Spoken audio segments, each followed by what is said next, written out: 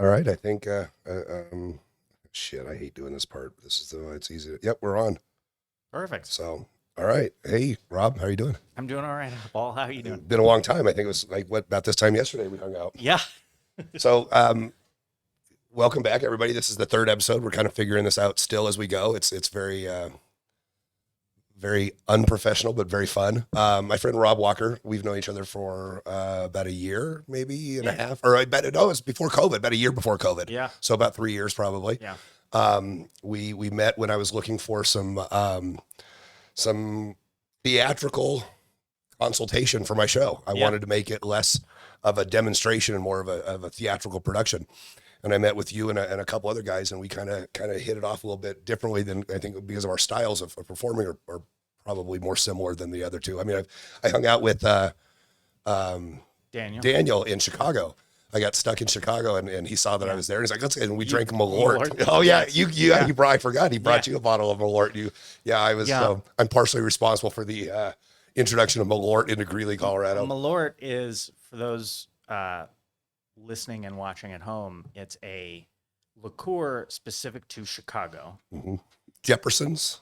So Yeah. yeah, Yeah. There's like a family of people that make this thing.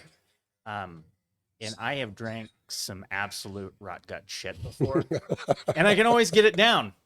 That was the first stuff where it turned to perfume when it hit my yeah. tonsils. I read a review of it, and it said something like the best description I found was, "It tastes like pencil shavings, earwax, and regret." Ugh. Yeah, I got. They're like it's got a botanical flavor. It does. It's perfume. It's like Yeah. tasting. Well, if you haven't had Malort, let me know, and I'll be glad to watch you do it. Yeah. There's a bar in New Orleans that I frequent often. My friend Mike Rainsford and I have a tradition. We start drinking 9 o'clock in the morning on Fridays, and it's called the Abbey, and it's 24 hours. And their T-shirts say, "When the gates of hell are closed, the Abbey will still be open." Jeez. And so we drink there for a few hours, and then we go next door to Coop's and eat fried chicken for lunch. And we've watched plenty of strangers drink Malort. So, well, back to where we were going. Yeah. That's how. Well, I mean, you've seen me before. This is how my show goes. Yeah. Tangents and stories. So we kind of we worked on a couple of my routines together, and I think the Yehudi one is one that we worked on quite a bit together, and we've got a couple Yeah. other things that we keep working on. We keep starting a lot of projects, but then other Yeah. things come up, and so it's going to be a long haul. But so give everybody just a little bit of an introduction about yourself. You're from Colorado, and So I'm from the western slope of Colorado, a tiny town called Hayden, next to Steamboat Springs. I am a writer, a performer. Yeah, writer and performer. I write humor and horror scripts and articles and skits and jokes and that sort of a thing. And then Paul, when I was consulting with you, you got me back into magic. I right, hadn't yeah, done we talked magic about that. since I was a teenager. Because Since well, you before you found your college. box. I mean, and that's Yeah. that's what got me back in. When we were going to have my daughter Ren, I found my box from when I was a kid, and Yeah. you recently found your. Well, I had. Well, you knew where it was, but So I had, yeah, I mean, I used to perform pretty regularly when I was a teenager and into college when I'd come home for summer. I would busk in Steamboat and then sometimes they'd have me at the county fair and I'd do stuff there. And then college, I studied theater and was more interested in acting and writing and directing than doing magic. Um, but I kept the stuff because it's expensive and, really, it's hard to get rid of like magic books I and got a whole, magic I got a room apparatus. full, I got a doom room right there full of magic Yeah. that I've been collecting for years. Like I would hazard to guess that even people who don't continue with magic probably still have a book or two Oh yeah, around. I've gone to people's houses that have the Mark Wilson book. Yeah, that's the I mean, the Mark Wilson if you're gonna complete have a course, book, right, yeah, right. And I'm like, oh, I didn't know you're a magician. And they say I got that book for like my 12th birthday, yeah, and I'm like, have you ever read it? No, but I don't want to get rid of it. So yeah, yeah. yeah. I mean, I Mark Wilson. I'll bet he sold more books than he knows, right? Well, and everyone should know a card trick at least, or I taught a class at 477 Distilling, and we called it Dad Magic. yeah, And it was a couple coin tricks, a couple mind reading tricks, and a couple card tricks that just you can do with stuff that you have in your house, and just kind of. And I perfect. think you're right. Everybody should know. You know, Yeah, there's a book that came out probably about 20 years ago called what was it? The Dangerous Boy's Guide to I can't remember. But it was essentially that, like life skills. So it was like the Boy Scout book without the scouts. Yeah, right, So right, it's right. like how to marble paper, how to create a slingshot, and there's a Nice. whole section in there about magic. And it's just like, yeah, everyone should probably know a good joke, know how to do a toast at Right, some right, point. right, right. Yeah. When I was new into my finance career, I worked for a woman that was she was great, and she brought me this book, and it was a gentleman's guide to life. Yeah. And I think it was put out by maybe the Vanity Fair guys or the GQ guys, but it was kind of a every guy ought to know a florist. Every a guy ought to have a mechanic, you know, and just kind of a guide to life. And then it also got into like being a gentleman and stand up when a woman walks in the room and open car doors and that kind of stuff. And she didn't buy it for me because she thought I was a shithead. She bought it for me because she thought, you know, you're a pretty good guy, and You might use you could this. Or, you'll understand this. yeah. And I remember reading that book, and God, I don't even know if I still have it, but I remember reading that book, and yeah, I still stand up when a woman enters the room, and I open car doors, and I Well, and it's also like everyone should probably know how to change a tire. right, Most basic plumbing isn't that hard, right. so maybe Well, yeah. there's a Facebook page, and I don't know if I've talked about it on these shows, but or not Facebook page. There's a YouTube channel called iHandy. Have you heard about this? No. It's like changing a faucet with Brooke. And it has this girl in a bikini showing you how to change a faucet. Oh, wow. And then they have like changing a light fixture with Erica. And they have this girl in a bikini changing a light fixture. Yeah. It's hilarious, but it's basic stuff that everybody Like ought to home know. maintenance. Yeah, yeah. So you in getting back into magic, what do you do in your? Because we've done a couple shows together, and you recently have done some shows here around town. Yeah. Are there things in your show that you do currently that take you back to when you were a kid? That take you back to when? So I recently, you and I just talked about this. I recently picked up an egg bag for a library show in Windsor. And I had always, it's one of those things where it's a classic of magic. You always read about it, and I'd never messed with it before. And that's one that kind of took me back, where it was like, oh, I remember reading about this, and just a simple trick, pretty simple presentation, depending on how you want to like stretch it out or add to it. That was one. I've recently been practicing with the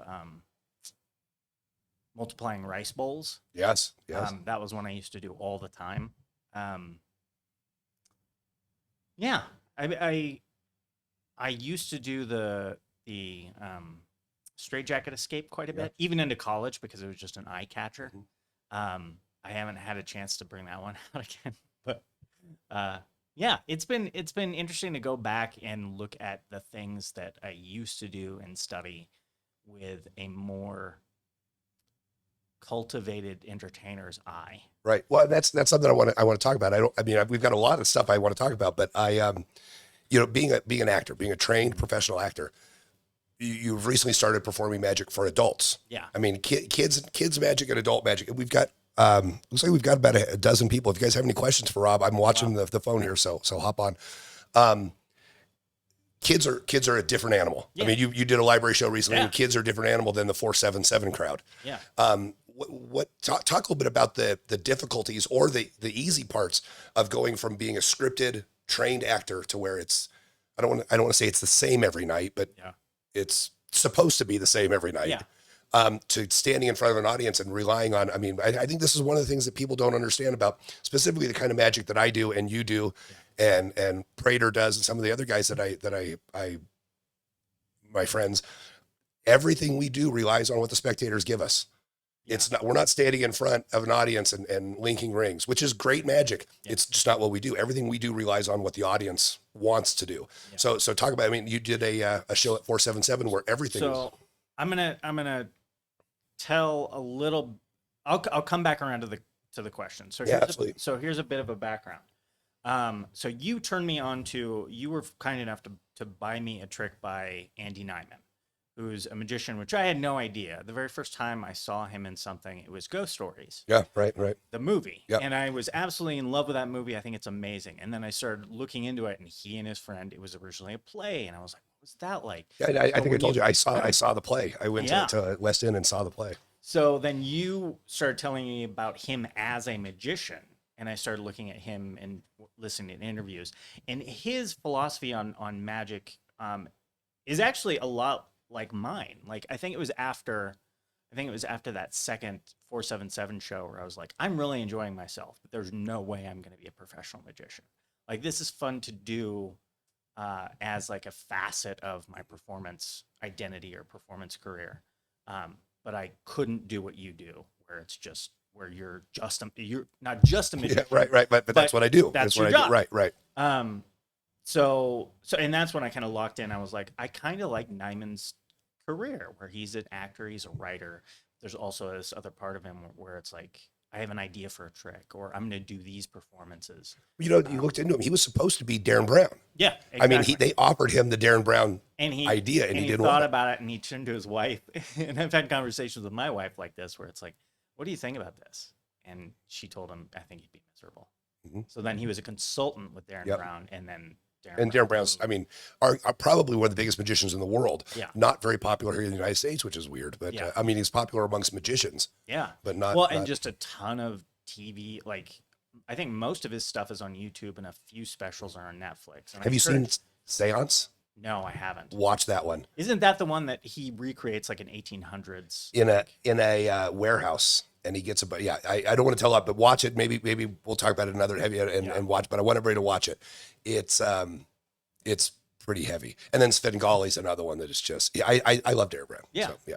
Yeah. So, and he consulted for Darren Brown just on probably on mechanics of magic, but from a theatrical standpoint, you know, Andy Nyman is an actor and a performer, and then I was like, oh, okay, and then I started looking and remembering like, oh, Johnny Carson was a magician, but that's people don't know him as a magician. That was just another facet of his career. So Johnny, I'm going to interrupt with the Johnny Carson magic story. Please do. Paul Gertner was on that show quite a bit. Paul Gertner's one of the best cups and balls guys. He's got a book called Balls of Steel about using metal balls and cups. And Paul Gertner's a great magician. And he worked for Johnny for a long time and was on the show quite a bit. And he told me the story about when Johnny would have other magicians on, he would use a Svengali deck, a rough and smooth Svengali deck. The magician would do it, and John would be like, "Oh man, that started off rough, but you smoothed it out." Yeah. And he would say stuff like that just to let everybody know that he knew what was going on. Yeah. Very similar to what Penn Jillette does on Fool Us, where it's this language that if you know what they're talking about, Yeah. you're either like, "Oh, that's funny," or you're like, "Dick, you're you're ruining the secret." Yeah. So, but Johnny Carson, I need to go back and find some of them. But yeah, Johnny Carson had that kind of like sly where he would want everybody to know that he knew what was going on. Yeah, yeah, and that's kind of where I'm at. Like, I love it as an art, but I don't think it's ever going to be a sole career Mm-hmm. for me. That said, you know, I'm trained in theater. I'm trained as an actor. I got a degree in acting from the University of Northern Colorado. And the thing you and I recently talked about is, so I did that library show, and it was all families and kids. And I found myself being kind of terrified. Like, I'd rehearsed a couple months in advance, and I was pretty sure I knew where my strong points were and where my weak points were. But with a script, if someone loses a line, or I lose a step, or something's just a little bit off, I'm confident in my brain that I can just get out of it. Mm-hmm. But if a trick doesn't work, you kind of got to just say, yeah, didn't work. Yeah. Like, there's no way really to smooth it over. You admit a mistake and then move on to the next trick. Right. Where acting is a lot, I feel like if you're super prepared, it's a lot more forgiving and the audience wouldn't know. Same with, like, I think music is kind of that way. Like, if you are really prepared as a musician and somebody loses it, unless someone knows the piece inside and out in the audience, they're not going to know where the holes are. Well, and you know, I played for it earlier. The last week after, or two weeks ago, after Prater was on the show, he and Soydan and I recorded a song, and I got to play guitar on it. And I'm a terrible guitar player. I am not good. And they did all this editing, and they showed me what chords to play and how to do it. And then I had the drum click in my head on microphones, and I played it. and I screwed it up a couple times, and Prater's like, "Oh, no, we'll just fix it." I'm like, okay. There you You go. know, so with music, you've got so many other things going on at once. I think one of the things about magic, and I know we've talked about this, and I've talked about it quite a bit. I think one of the problems with magic is if you forecast, if you telecast what you're doing, Yeah. you know, here's what I'm doing. You know, no, I mean, one of the greatest tricks, tricks I hate. One of the greatest routines in my show is my closer. Yeah. And I've done it 200 times probably, and nobody knows what it is until about 45 seconds until the end. Nobody knows it's a lottery prediction. Yeah. Until 45 seconds before the whole the show's over.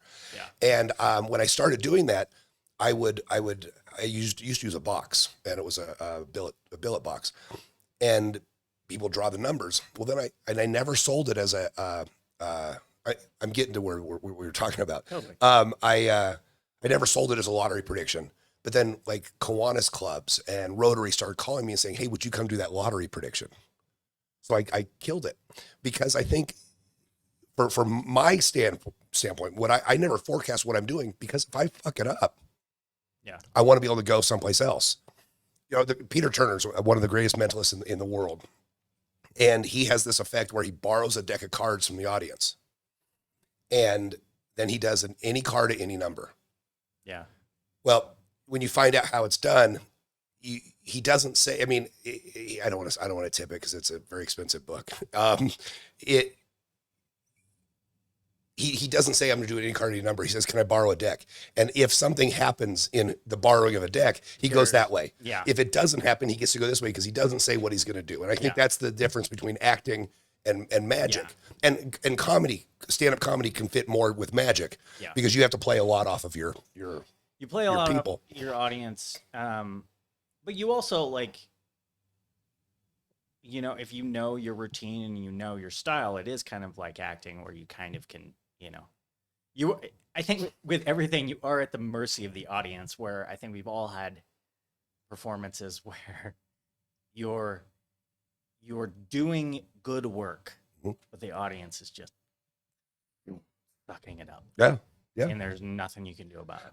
You know, I want to mention Eric Samuels is watching. Eric Samuels is the guy who created that poison effect that I do. Oh, cool. And several of mine. Eric Samuels is, I say this all the time, he is one of the smartest magicians in the world and one of the nicest guys. So thanks for checking us out, Eric. Yeah. Great. I've had those audiences. Yeah. And I've and it's not your fault sometimes. You're just, but you still got to be a professional and deliver. But yeah, on some occasions, I think with any performance, other than I think magic, you can kind of slide around a little bit. Do you have any things going shithouse stories yet? I mean, have you performed enough as a nothing horrible, like nothing I couldn't get out of, where it was just like I said, my opener at the library show was a little bit clunky, but then it was like, well, I guess we move on to the next one. And I think, and I don't know if you agree with this, but I think if your last trick, if you know that you can hang your hat on that one, you're good. Like if your first trick fails, as long as you have a next trick, you're pretty good. But if the last one, I think I would put a little bit more. I mean, of course, the last one's the most important, because that's what they leave with. Yeah. But I think the first one's just about as important.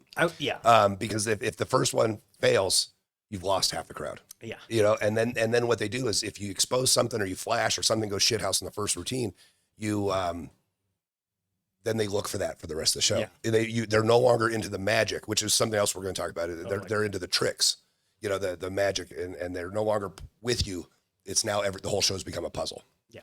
Yeah, that's a good point. You know, and so there's some times to fuck up. There's some things that, you know, can go down. And you know what? There's been several times that something doesn't work.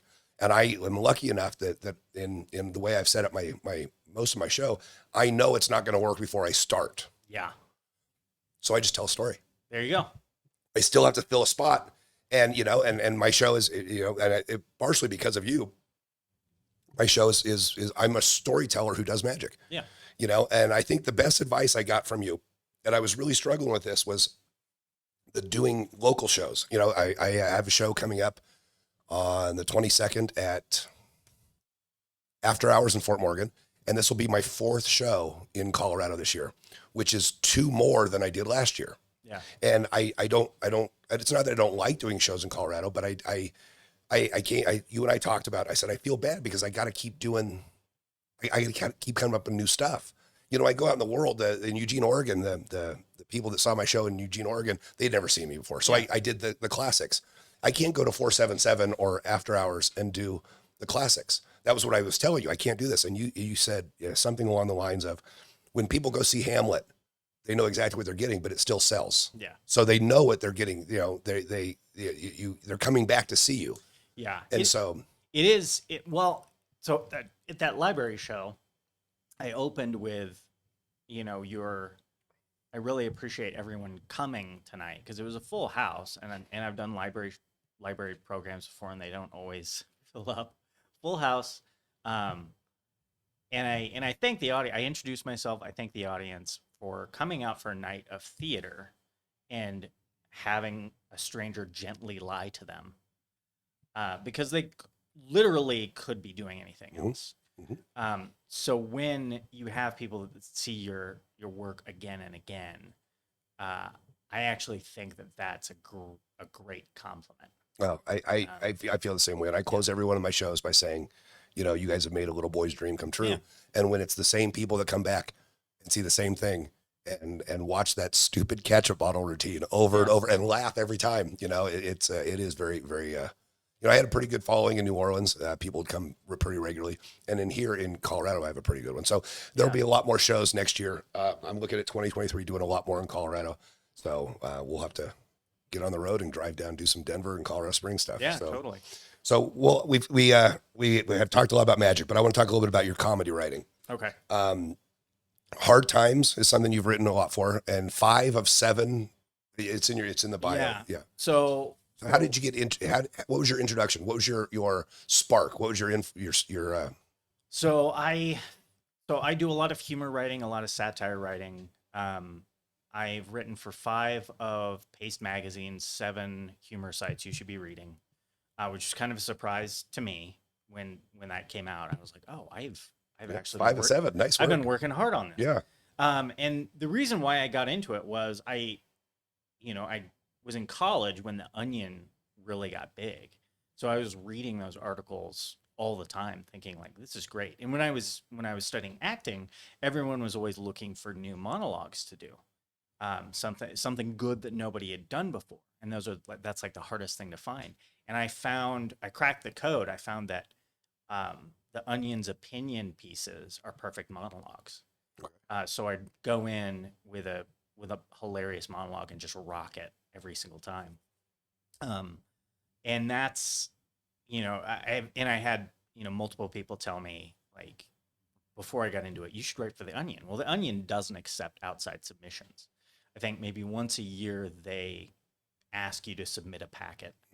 But there were all these other outlets at the time. So the Hard Times does satire, but it's like punk rock. And then there's Little Old Lady Comedy, and they're based out of New York, I believe. And they were one of the first sites to give me a chance. So with them, I did short biographies of McDonald's mascots. Nice. Very fun. Yeah. And then Flex was another one. There used to be this app, and I can't remember what it was called, but it was through Funny or Die. Okay. Where you could go and just pitch jokes, which is essentially what I was using social media for anyway. Right. So I'm talking about that. And you know what? It just dawned on me. I needed to change it in 3 places and I changed it in 2. So I'm going to let you talk about your social media. What I'm going to change. I still have Timid Werewolf on one of them. Sure. Okay. So I would get on this. I really wish I could remember what it was called. It's not around anymore, but I would get on this app because you had to be invited to be a part of the app. And I found Flex Mag through that app. And they're like urban satire. And if you're watching me or even hearing my voice, you know that I am the most Caucasian man that ever Caucasianed. So it was very cool to be a part of that environment and get a chance with Flex. You know what? I think I've screwed this up. Is it QUARANTISTIC? I believe so. It just doesn't look right when I type it out again. Sorry, guys. No, Sorry. it's- So Rob's very funny on Instagram. Yeah. Okay, no, I didn't do it right. QUARANTISTIC.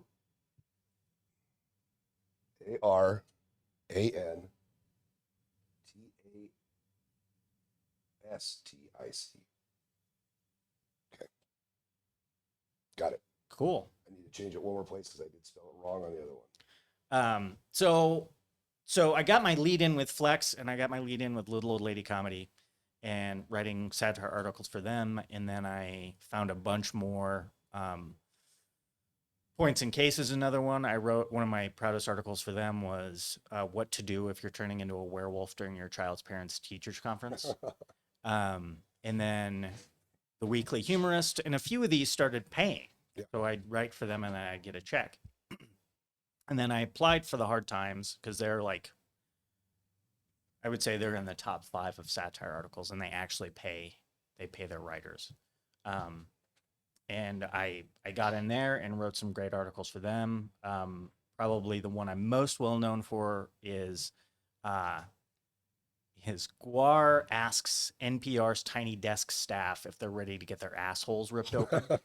So can people find these things? Are they still out? I mean, are you eventually Yeah. going to have a place where all your work is Yeah, I mean, archived? if you find me on Twitter, and then I'll change this on the Instagram as well. I have a link tree to a lot. Okay, yeah. If you put that on the Instagram, Yeah, a lot of these are still out. And is that where your OnlyFans page is as well? Is Yes. on that? Okay, awesome.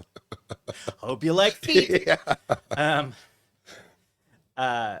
Yeah, so I was able to get in, and then, my favorite part about that was, and this goes into magic, this goes into any kind of entertainment, is that they have an online pitch room with the Hard Times. So you just pitch headlines. You don't write anything, you just pitch headlines.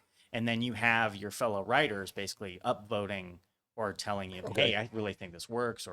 And sometimes like there are multiple ones where I'm like, yeah, that sucks. That didn't go through because it's bad. But then there's multiple ones where it's like, this might not be for the Hard Times, but I swear that this is like something's there. Mhm. And then I would end up pitching it somewhere else, and it would get in. But yeah, so I started doing that in 2018, and having some success with that, doing humor writing and stuff. So I got a question. Have you written the letters to the Greeley Tribune? I have, yeah. Did you write one about vampires? I did. I remember reading that one, and I thought it just dawned on me. I thought that was you. So you're not the first person recently to bring those up. Okay. Well, I want to talk about, and I don't know. I should have asked this yesterday when we met. Do you want to talk about the school board deal? Can you talk about that? Not yet. Not Okay. yet. We'll Okay. have to. Okay. You'll Come back. Okay. Yeah. Okay.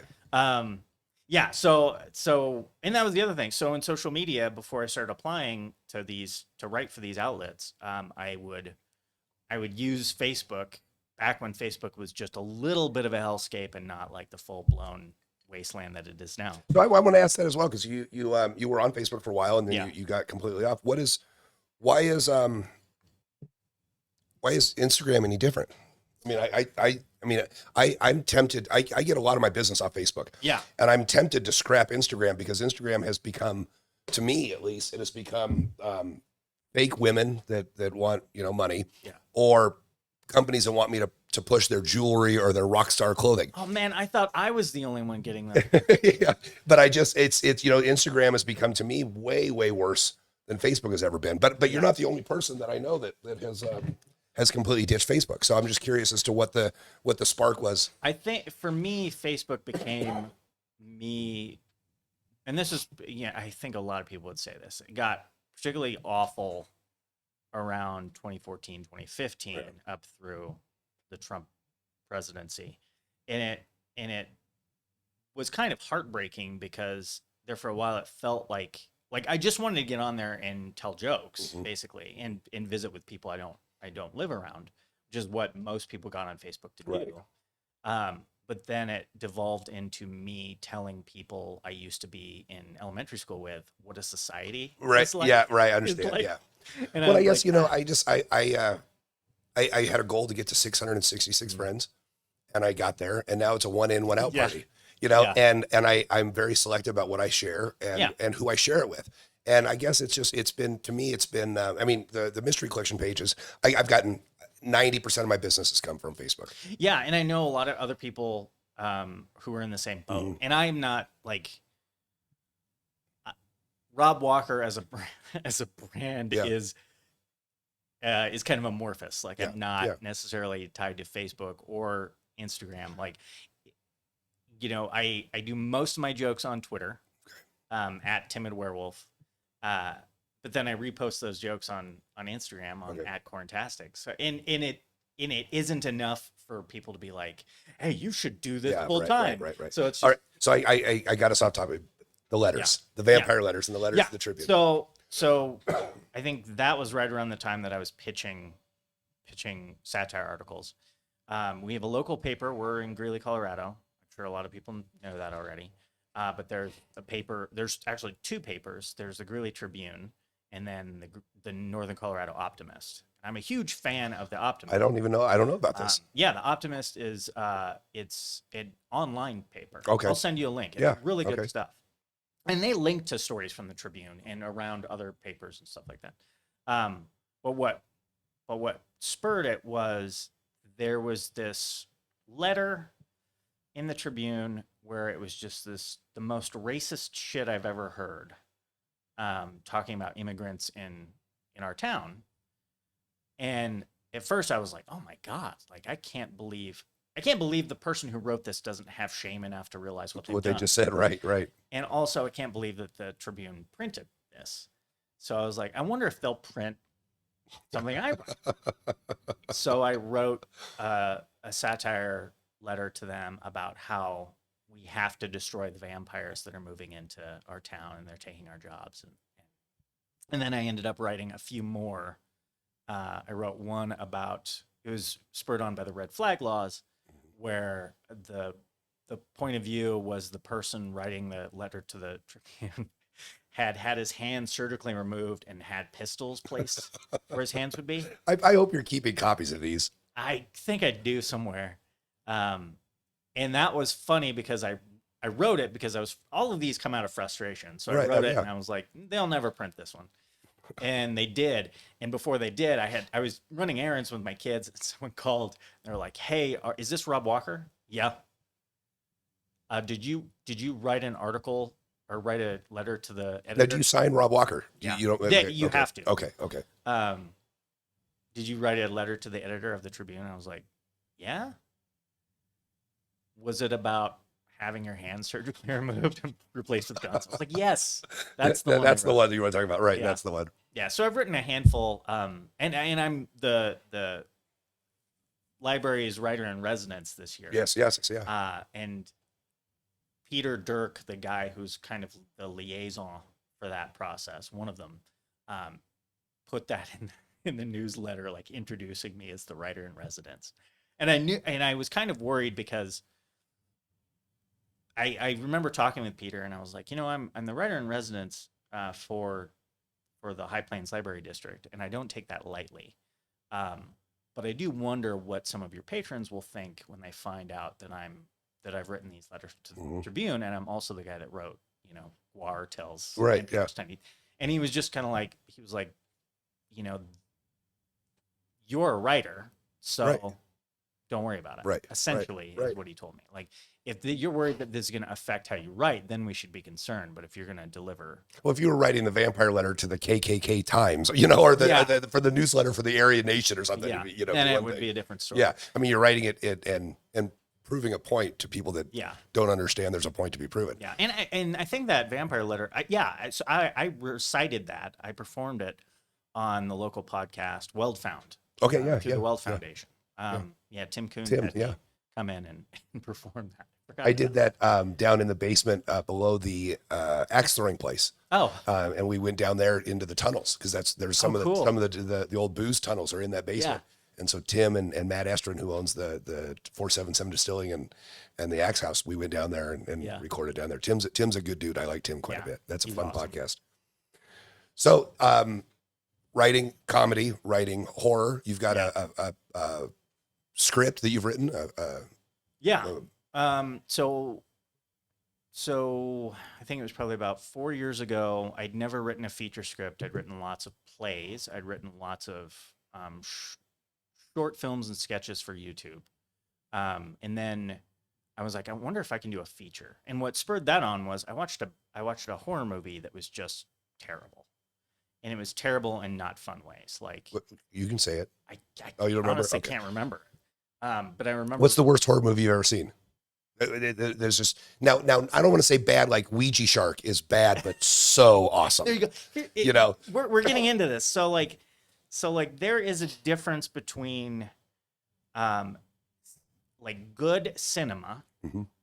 and entertaining cinema and then dull, right? So like Joe Bob Briggs talks about this. He says the worst thing a movie can be is dull. it's the worst thing a person can be. It's the worst thing a book can be. It really is the worst Like- thing anything can be. Yeah. So if you're going to be entertained, like Sharknado is a hell of an entertaining movie. They're a blast. And I would say that the actors in them know what movie they're in, Right. and are acting accordingly. It's not like the Danzig movies where he thinks he's recreating cinema and they're fucking terrible. Or The Room, those movies, where it's like the actors just aren't they're not in on the not joke. good. Mhm. Whereas the Sharknado people, they're acting their socks off. Yeah. They're acting in accordance with the script and the style and stuff like that. So yeah, I honestly. Have you seen The Happening?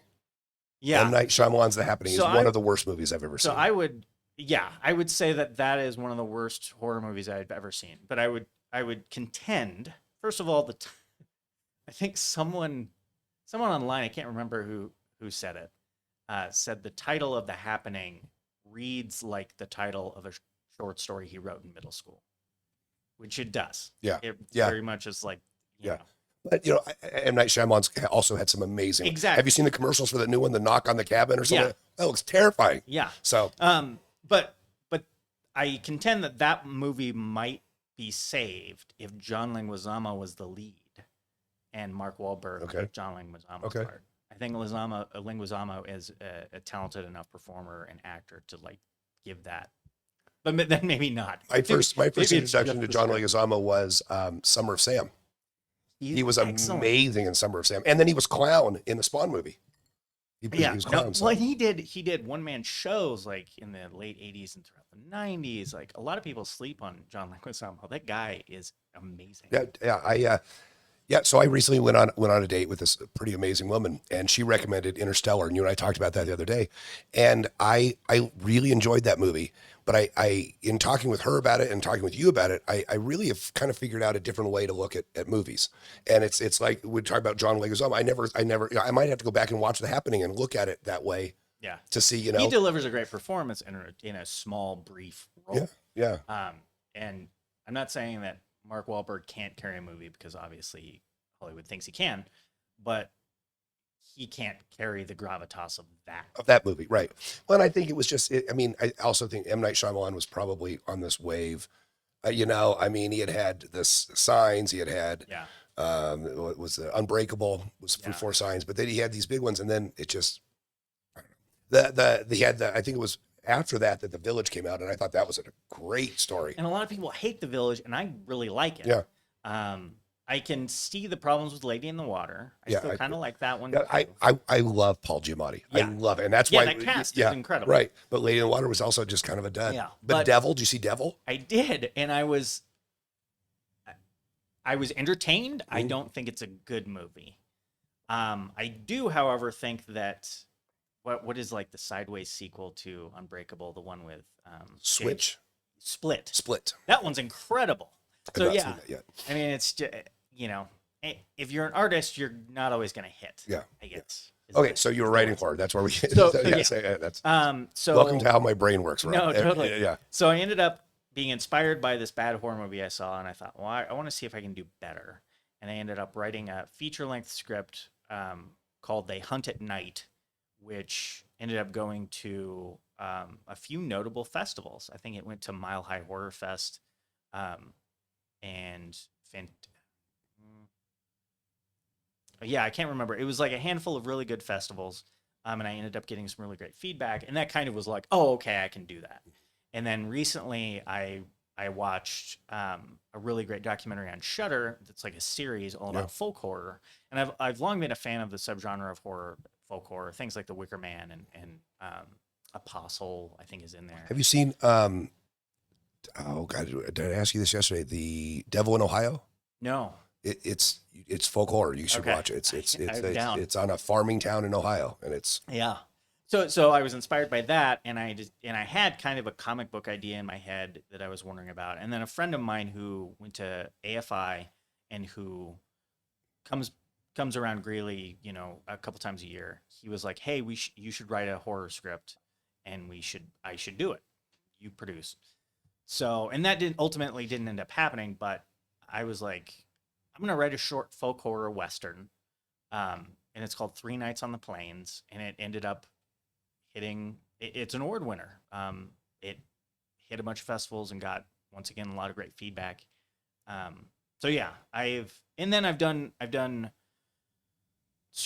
script collaborations with other folks. Chris LaMartina, the guy who directed the I just saw his commercial for the new Halloween special. Yeah. the WNUF Halloween special. He and I have worked on a few things. I ended up writing riffs for Aurora Borealis. Yep.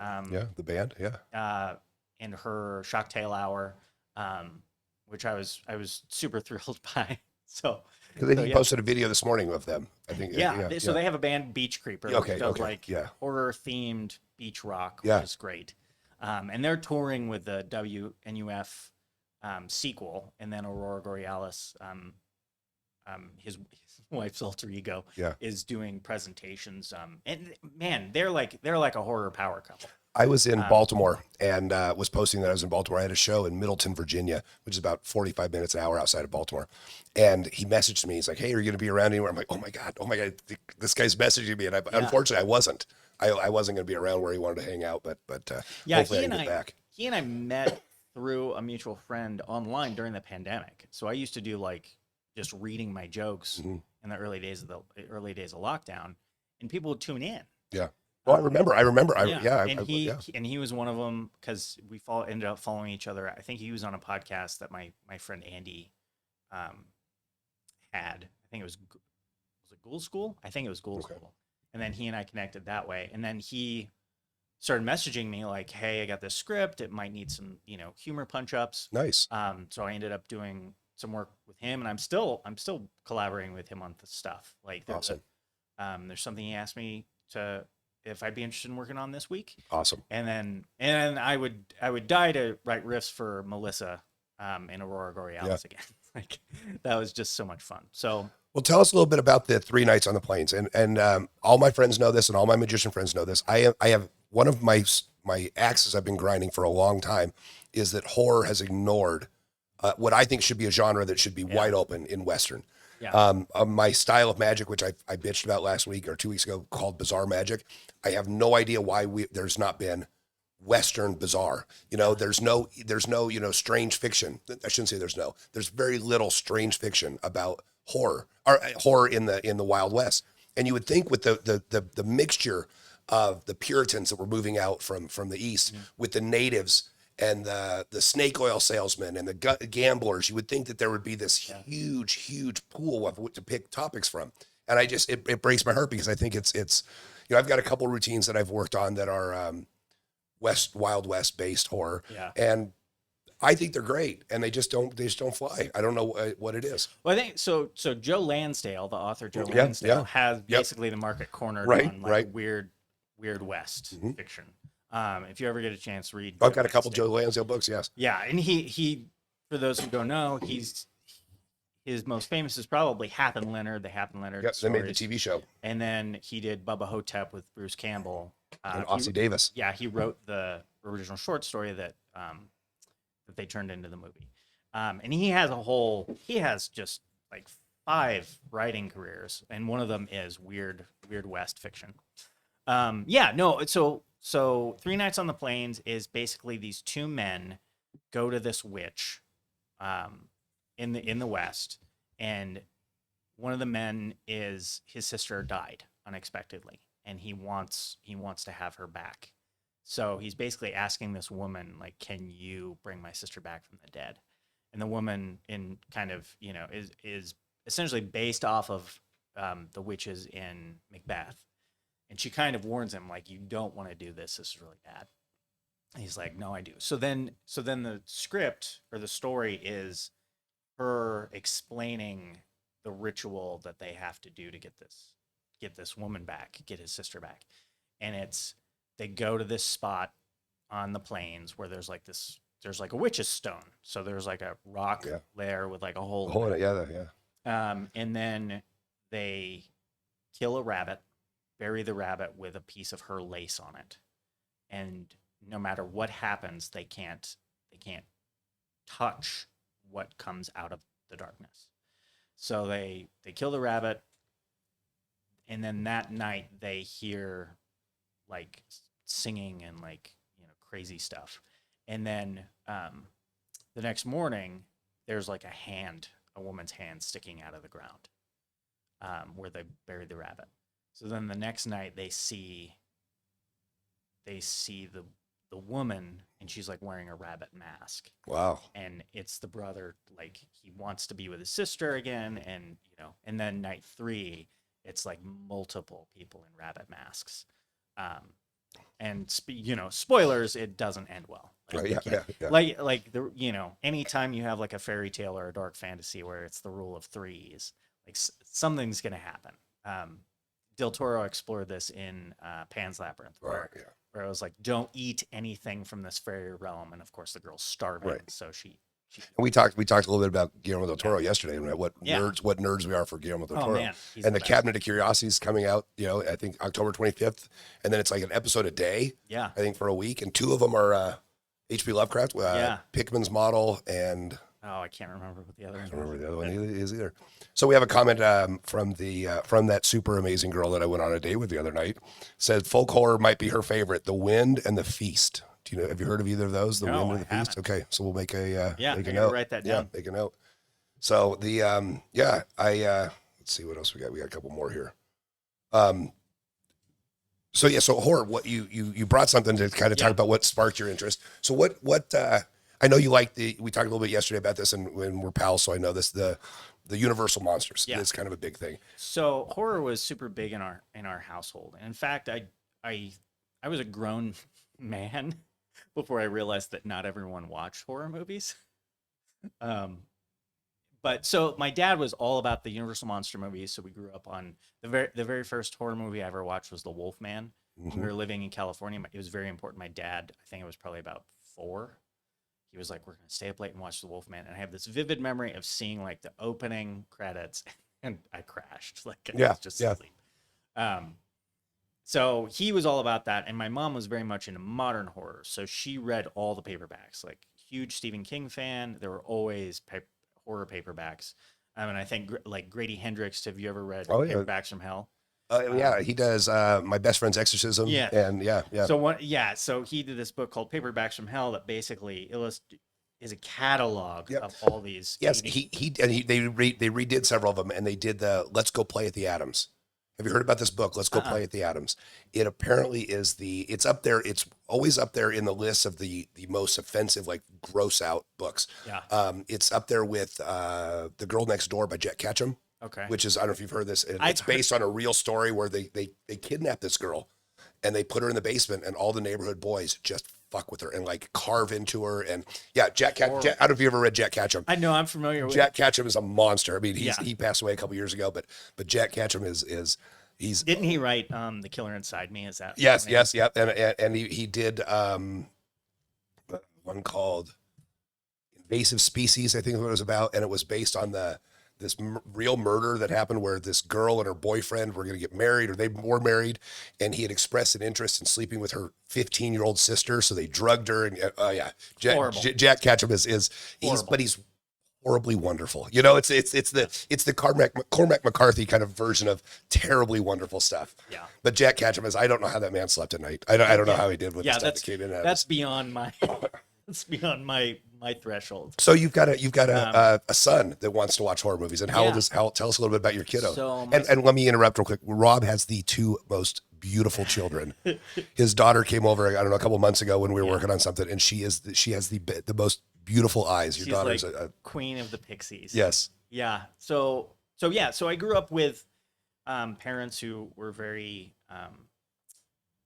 very into horror, and we watched, Halloween. Like my parents had Halloween parties that were legendary. So I grew up with that, and then my wife and I have 2 kids. We have a son who is about to turn 8 this month, and then a daughter who turned 2 this past summer. And he is very into horror movies and spooky stuff. And we've reached probably about the upper limit of what I'm comfortable with him watching. So like, and more than some of his contemporaries are allowed to watch, but then less than some of his contemporaries are allowed to watch, which is kind of shocking to me. But yeah, his favorite movie right now is Attack the Block, which is You told me about that yesterday. yeah, which is a British alien invasion movie with just a stellar cast. It's great, and some of the best looking monsters ever put to film. But yeah, his blind sides though are I'll be like, hey, we should watch Frankenstein Meets the Wolfman or something like that. And he's like, too old. This is black and white. Too old. What about? Did you watch the Fear Street shows on Netflix? So my wife Denise did, Okay. and loved them, and she was like, you have to watch these. And I was like, maybe these aren't what I thought they were going to be. Yeah. So that's on the list for And this that may month. be, because they're young adults. I mean, they're Yeah. based on Stein's young adults novels. Yeah. It might be appropriate for the kiddo. I don't know. We're gonna watch Hocus Pocus 2 tonight. Okay. He's been begging to watch. The new Munsters is out as well. Yeah, so I started watching that with my daughter. Okay. She really liked it. So yeah, there's things that are coming out, and then Creeped Out on Netflix is effectively creepy, super well written, but for kids. Okay, I don't know. I was scrolling through Hulu last night, and Hulu has their Huluween. Yeah. And they have categories: scary, kind of scary, very scary. Yeah. And so you can look through those. And I love that. Yeah. I think having that tier system is really, really good. But did you look through the movies? Mhm. Do you agree with all of them? No. Right. Me neither. Me neither. I just thought it was very weird. Some of the ones that they thought were very scary I was like, compared to yeah. I like, there are definitely movies. So I'm more of a fan of like supernatural horror. I was and going to ask what monsters. your genre is. What's your Yeah. My, probably it's ever rotating, but within my top 10 is probably something like, the original Night of the Living Dead. I think that movie's just excellent. The Mist is up there. Yep. And that's kind of coming back into fashion. Like there for a while, nobody was talking about The Mist. Drag Me to Hell, I think, is just an absolute blast. I really like that one. Yeah, and Bride of Frankenstein is probably my favorite of the original Universal monsters, along with James Whale's The Old Dark House. Like are you a fan of Texas Chainsaw Massacre? Look right behind you. Yeah. I've got I mean, no, I think Texas Chainsaw Massacre is the greatest horror movie ever. And the reason the story behind it is even more amazing than the actual movie. But the movie, if you ask somebody, do you like Chainsaw Massacre? No, it's so bloody. There's no blood in that movie. Yeah. They reuse a T-shirt. 2 different people wear the same T-shirt because it already had bloodstains on it. Yeah. I mean, I think that it's when something I did this a couple years ago. I went through and I read a bunch of books that people think they know the story. Dracula, Jekyll and Hyde, Alice in Wonderland. And books that people think they know the story. I think everybody thinks they know the story of Chainsaw Massacre, but nobody's seen it. I mean, not nobody, but most people haven't seen it. Yeah, so if you like Chainsaw Massacre, you should track down The Old Dark House. Okay. Because it is like a proto Texas Chainsaw Massacre. It's a group of people who are out on a dark and stormy night. They get lost and they go to this house, and it's this complete shithole that this old British family lives in, and they're Old Dark House. Yeah, the Old Dark Okay. House. If my movie consultant is out there listening, please remember Old Dark House. Yeah, I don't know if it's streaming somewhere, but it is. I love that movie so much. Boris Karloff's in it, and he plays he's like this butler that he can't get into the booze because then he turns evil. Okay. So he's kind of your Leatherface character. Okay. It is fantastic. Okay. Yeah. So yeah, I prefer kind of I I am interested in slashers a little bit. I grew up watching the Nightmare on Elm Street movies. Huge fan of those. The reason I like the Elm Street movies so much is I don't know how many they make, dozens, whatever, a dozen. The first 5, 6 were the backstory. And that's why I love bad guys so much better than good guys. Bad guys have better backstories. Well, the thing about Elm Street is that, and I would love it if somebody did a coffee table book of like the art and notes that went into this, because it's all dream stuff. Mm-hmm. So like you can do really weird and bizarre things. Everyone's favorite seems to be Dream Warriors, which is excellent, and that includes the phallic Freddy worm eating. Heather. No, it's she's the medium. Oh yeah, yes. Excellent cast, and then Nightmare 2 is the gay one, Mm-hmm. but that one has just a ton of cool things to say about that, and yeah, so I'm a huge fan of that. And then I never watched the Friday the 13th ones until my son was born, and they were all on Netflix, like, or the main ones were, and I was bottle feeding him and ended up just watching those. Yep. And so I have an affection for those now. Well, you know, and I have a horror movie bit in my show, which is I added for a joke, but it's one of the most powerful things in my show, and people often will pick the Friday the 13th. Yeah. And then when I tell them, that Jason wasn't the killer in Friday the 13th, No. people don't know that either. That's another one. That they just think that the hockey mask. I mean, the hockey mask doesn't come in until It comes in middle of the second, right? No, Middle of the third, right? Because he's got the bag at the first. So spoilers. Friday the 13th one, it's the mom. It's his mom. 2, it's Baghead. Yep, Which I think is kind of cool yep, still. Yep. 3 It's the hockey is mask, the yeah. 3D one where I love it because it's gratuitous, where it's like a yo-yo. Yep. And he gets his hands on a hockey mask. Do you remember all that when that came out? They had Amityville 3D, Yeah, and they had Jaws 3D, Yeah. and it was just all crazy. But that's where he gets his hockey mask. So I have a soft spot for slashers, kind of because of that. And then, but I'm mostly like I really liked The Witch a lot. Oh, I thought that one was great. I went to see The Witch with a friend and my daughter Leah, who was about 4 years old, so she's probably 20, and there was some people in front of us that just were talking the whole time, and they kept making fun of it, and I mean, The Witch is an amazing movie. Yeah. It's a slow burner. Oh yeah, it's a slow burner, but once it lights, it's on. Yeah. I mean, but this, and I made the joke because they finally got up and left, and they're like, this is bullshit, blah blah blah. And I said, they were there to see Fast and the Furious, but I thought The Witch was amazing. Well, with that little girl in the Black Phillip's ears is fucking terrifying. Yeah. Well, and then the mom, spoilers, breastfeeding the crow. That's the part where these guys are like, oh, this is enough, blah blah blah. Man. And she was in Game of Thrones. That woman was the crazy mom. Yeah. So who also breastfed like a 14-year-old. Yeah. She's great. So like The Witch, I went and saw that one and the Babadook shortly after we had my son, and it just like the subject matter.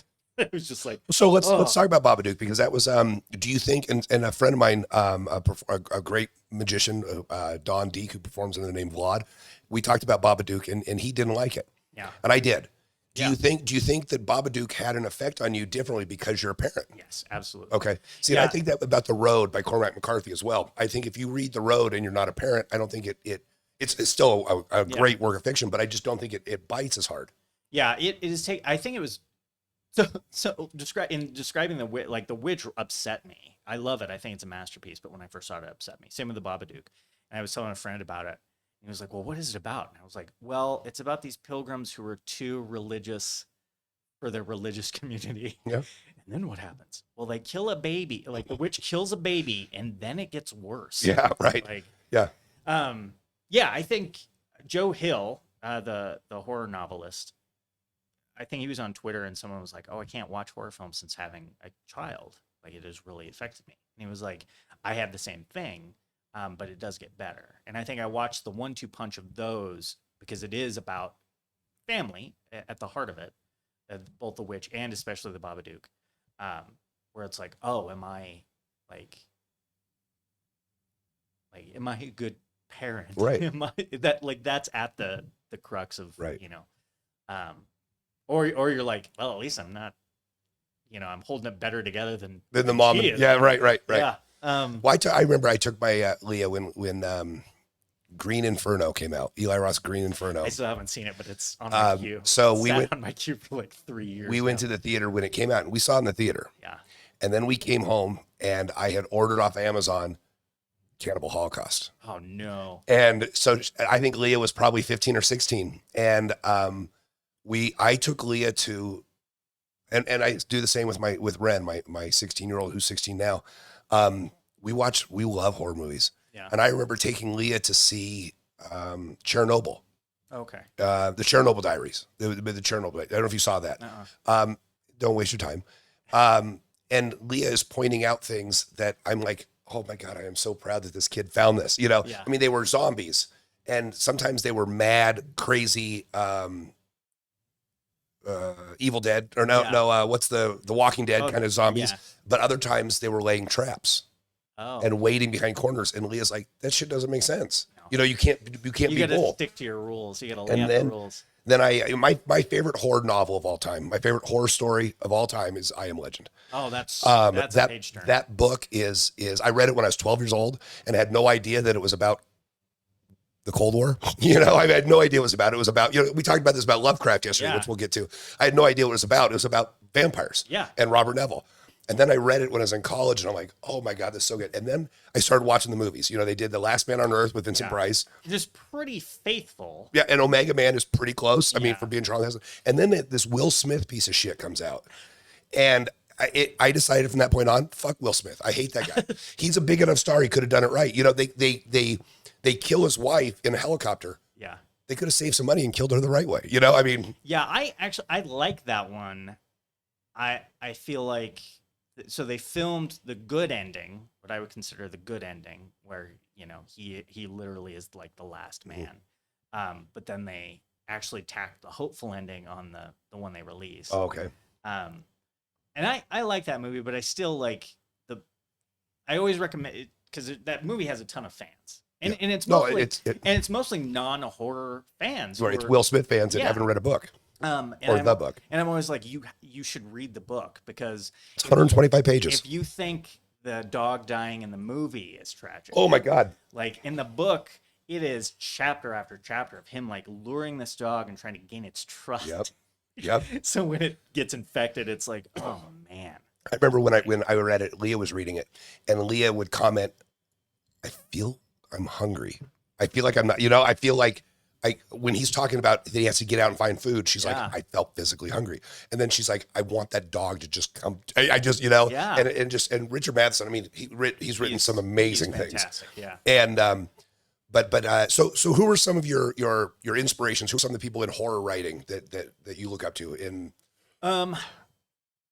Joe Hill, who I spoke about before, is a big one. And I don't know if a lot of people know, Joe Hill was Lock and Key. Lock and Key. And that's on Netflix. Did your kiddo watch those? We started watching them. The comic is stellar. I recommend. I read a lot of horror comics, and I think Lock and Key is definitely up there. It inspired me to get a keyhole tattoo from the back of my neck. Yeah. There you go. Yeah, and then Stephen King, of course. I think my favorite Stephen King work that's not The Dark Tower is Salem's Lot. I think Salem's Lot. And they're remaking that, correct? Is it be a TV series? I think so. Okay.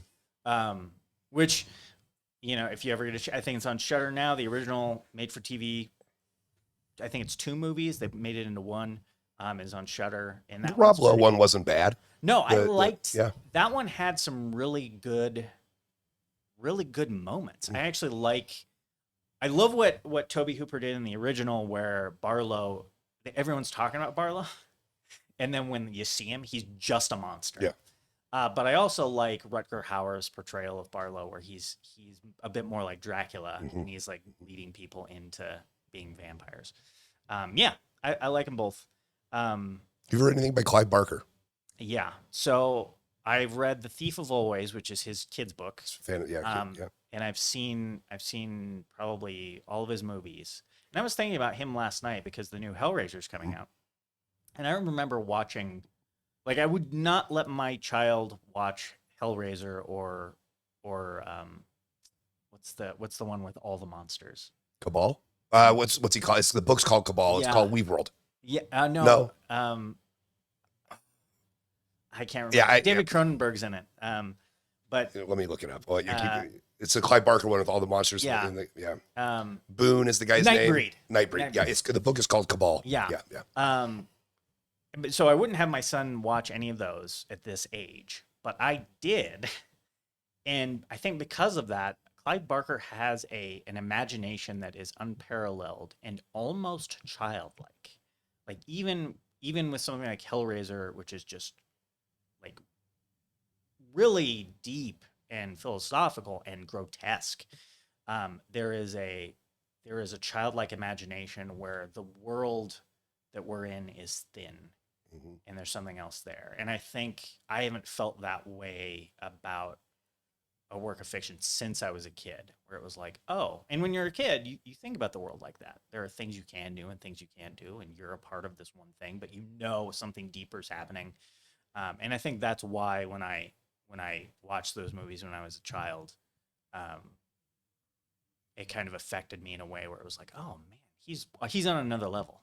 So, have you ever read the Books of Blood or looked through the Books of Blood? I haven't. There's a short story in there that he made into a movie early in his career called Rawhead Rex. Yes, so I have watched that. I remember watching Rawhead Rex. My friend Tyler Demoni and I rode our bikes to a video shop that had it. It was called K&K Audio Video. Yeah. And they had a back room with maybe 200 VHS cassettes, and they had Rawhead Rex. And we watched it, and I thought, I mean, if you haven't seen Rawhead Rex, spoiler alert, the scene where the priest gives himself to it, like surrenders, and Rawhead Rex pisses on him. Yeah.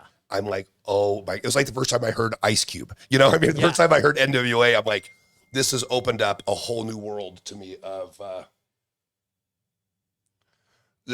whole new world of themes. Yeah. You know, the premise of Rawhead Rex is they're going to build a church and they need to build a new road to it. Their old church needs a new road, and there's a big rock in the way.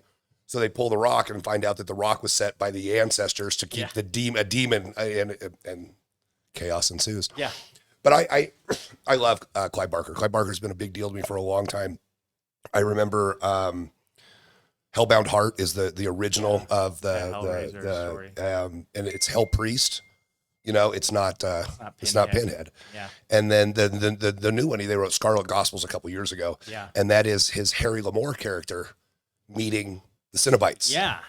Yeah. So I've read a few of the newer Hellraiser comics, and they talk about that where because he was played by Scott Bakula in the magic one. Oh man, I should have wrote Master of Illusion. Master of Illusion, yeah.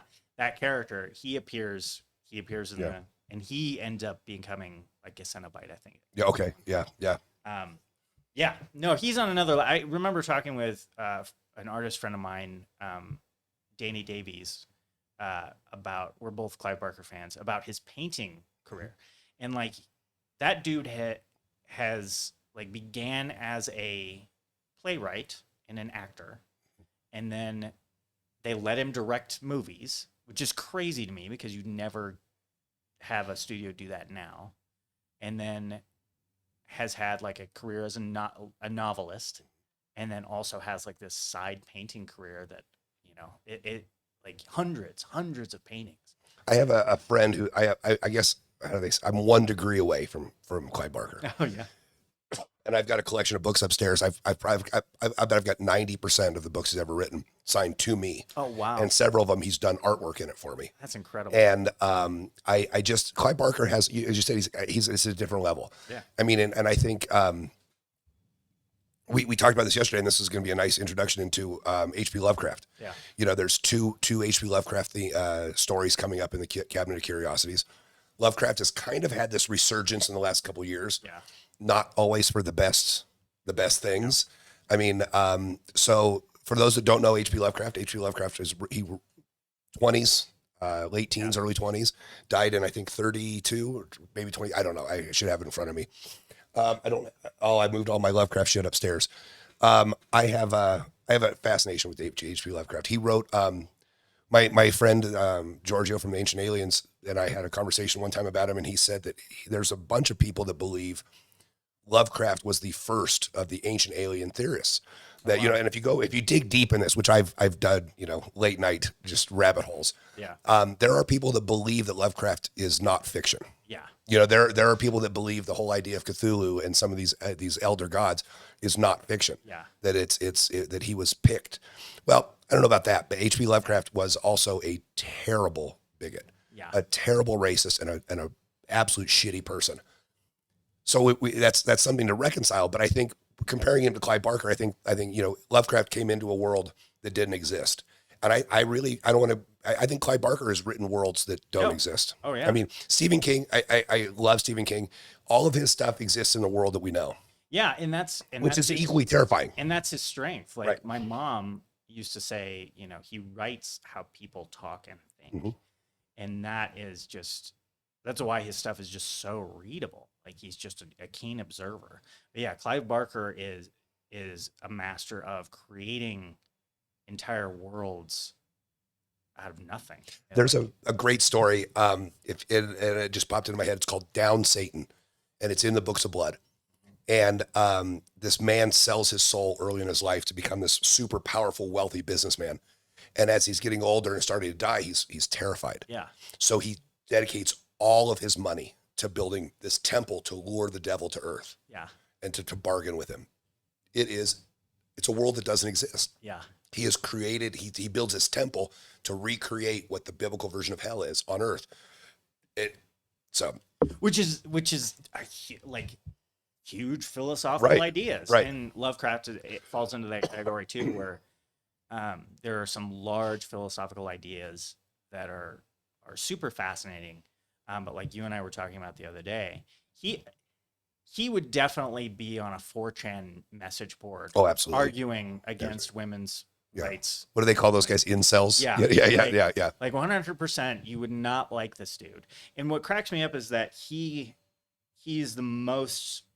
probably one of the most prolific letter writers. Oh, there are 60 pages long sometimes. And he wrote to Robert E. Howard, creator of Conan, who is in Texas. And there's notes of Robert E. Howard being like, "Hey man, you need to chill your shit a little bit." Chill out on the racism. Like, well, his cat, his cat was named, I mean, that's horrible. Yeah. And I don't, and I don't buy the excuse when it's that blatant and that overt that, he was a man different time, I mean, it was, I'm not giving him a pass, but H.P. Lovecraft grew up in a mess. Yeah. I mean, his mom was from a very, very wealthy family. His dad was not. And his dad was a salesman, a traveling salesman, and went mad with syphilis because his dad was fucking everybody who went on the road. And then he was more or less raised by his grandparents. Yeah. Or his grandpa. And I'm not giving credit. And they lost all the money. Like, they lost all the money, right? The thing about him is that, and a lot of scholars have pointed this out, and this is just one facet of what made him what he is that he thought that he would grow up into money and wouldn't have to work, Mm-hmm. that he could just idle his days away with a chemistry set and writing his weird stories and, petting his cat and drinking his tea. And that would be it. And that for him was like the ideal of like an English gentleman. He's, complete Anglophile, believe that was like the pinnacle of society. And the money goes away. He doesn't have, his grandpa is like his only father figure. Grandpa dies. So it's just like all these things that he thought he could depend on were all, they were all taken away. And just a not super awkward dude. Well, his mom told him he was terribly ugly. His mom told him, "I'm embarrassed to take you in public because of how ugly you are."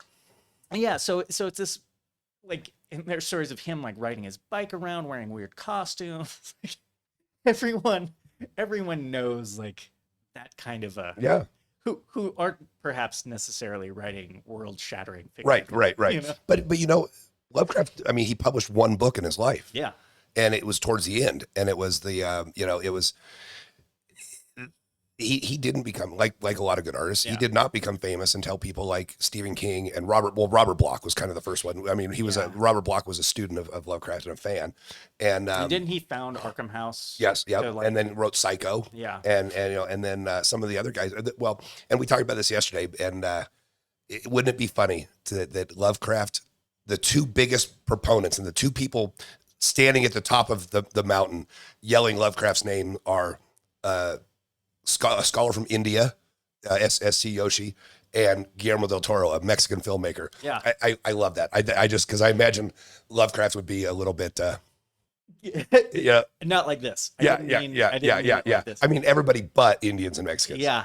But what I like about modern explorations of Lovecraft is that you get different perspectives, and people are revisiting things like you and I talked about Shadow over Innsmouth, which is my favorite story. It's absolutely fantastic. Until you know. Yeah, it is. Yeah, when you get into reading it, you're like, oh, this is like his eugenics screed. Yeah. So if you, but it's a fascinating read, and it's a great story, and the characters and the chowder at the lounge at the hotel, and the band playing. It's just if you ever get a chance, read that or track down the BBC radio play of it. And it's very short. I think it's under 20 pages, as most of Lovecraft stuff is. I was lucky enough in the first generation of these shows to have Sean Branney, who is the executive director of the H.P. Lovecraft Historical Society. Oh, cool. And I asked him, I said, how do we reconcile this? How do we reconcile with, the horror awards used to be called the Lovecrafts. Yeah. And they changed that. And I'm not no protest for me. Yeah. But how do we reconcile that while we appreciate the art, is Bill Cosby still a good stand-up comedian? Yeah. I mean, Pete Rose is a deplorable person. He's still got the hits, I mean, and this was when I talked to Sean, it was the time that they were taking down monuments at colleges of Confederate generals. And Sean said, listen, we're not forcing Lovecraft on anybody. Yeah. We're not naming lecture halls after him. We're not naming streets after him. We're not putting statues up. We're inviting you to come check out what he wrote. Yeah. You come in, take what you want, and you go. But it's an invitation. Yeah. You can go and you can watch The Cosby Show, and you can watch Fat Albert, and you can watch some of those things that Cosby did, Reading Rainbow, Rainbow, what he did. Was that him? No, that's LeVar Burton. What was the where he did like the magic pen. Yeah. Whatever. Yeah, I can't remember. I remember watching but Bill Cosby had a show with a pen, didn't he? Yeah, okay. It wasn't Reading, but you're right. It was Picture Pages. Picture Pages. I don't know. Anyway, but you can go watch those and still appreciate that, there's a documentary, I think it's on Hulu, called We Need to Talk About Bill Cosby. Yeah. And it's by this guy who's probably about our age, in the 40s, and he grew up watching The Cosby Show. Yeah. He was an inner city black kid and didn't have a dad. Mm-hmm. And he watches this show thinking, okay, I can be a doctor and I can have a family and my kids can go to college. And then, Yeah. Yeah, I mean, I think you can read the stuff and still, as long as you know what goes into it. You know what I mean? Like, I think knowing Shadow over Innsmouth's, like, the man who created it and his ideas about, eugenics and that sort of a thing actually enriches that experience, because if you didn't know, you're reading it from the perspective of, like, this guy wanders into this city of monsters. Mm-hmm. But after you know that, it's like, oh, maybe I'm on the side of the Innsmouth. Right. This guy shows up, and it's like we're living in our own society. We're not really bothering anybody. And the most horrible part of that whole story is at the end, where there's like this little bit. I mean, after you get to the part where the guy realizes he's part. Yeah. When he realized it was his great uncle or something. Yeah. The government comes in and basically just wipes Innsmouth off the map. Like, cops and army people show up and just, like, kill everybody, including kids. It's just horrible. Well, to go back to I Am Legend, that's how I felt when I finished I Am Legend as an adult. When I read it, I'm on the side of the the infected. Yeah, You that know, I the mean, end. it's just a natural progression of, and I mean, you know what, the book came out in the 50s. If you haven't read it, Yeah, sorry. yeah. There's a Um, statute of yeah, limitations right, on it. right. When you find out that they're a society Yeah, and that he's their boogeyman, and that's the gut punch of the right? book. And you know that's just they're the natural evolution. He Yeah, is the oddity, you yeah, know, and then of course then you tie it into, oh my God, this is what I mean, this is the Cold War. yeah, They're, you know, we're their bad guys and they're our bad guys. And yeah. but I feel that about Innsmouth as well. And in the Mountains of Madness, or at the Mountains of Madness, is That an one's amazing story. Dreams of a Witch House. that one's great. What's the is that I the like is, I like the idea of terrifying geometry, yeah, right. which is not. If you give me a million years, I'd never be able to think of anything like that. Well, you know, in the Northeast, there are houses still that have windows That are like that are slanted because witches couldn't go through angled windows. And weird. there are still houses, yeah, in the Northeast that have that. And what are some of the other Lovecraft ones that I just? I like Dagon. Like Yeah, yeah, that's one of my a first ones lot you of read. a lot of people, when I have people ask me like, well, what would you recommend? Dagon's usually the first one I recommend because it's super short and kind of tells you everything you need to know. It gives you all the Lovecrafty like sea monster stuff that you'd want. But what I like is like uh, the Ballad of Black Tom is a pretty recent book that came out that examines horror at Red Hook from a black man's perspective, and that one's a great Lovecraft Country. The book Oh, is yeah, the fantastic. series was The very series good is too. great.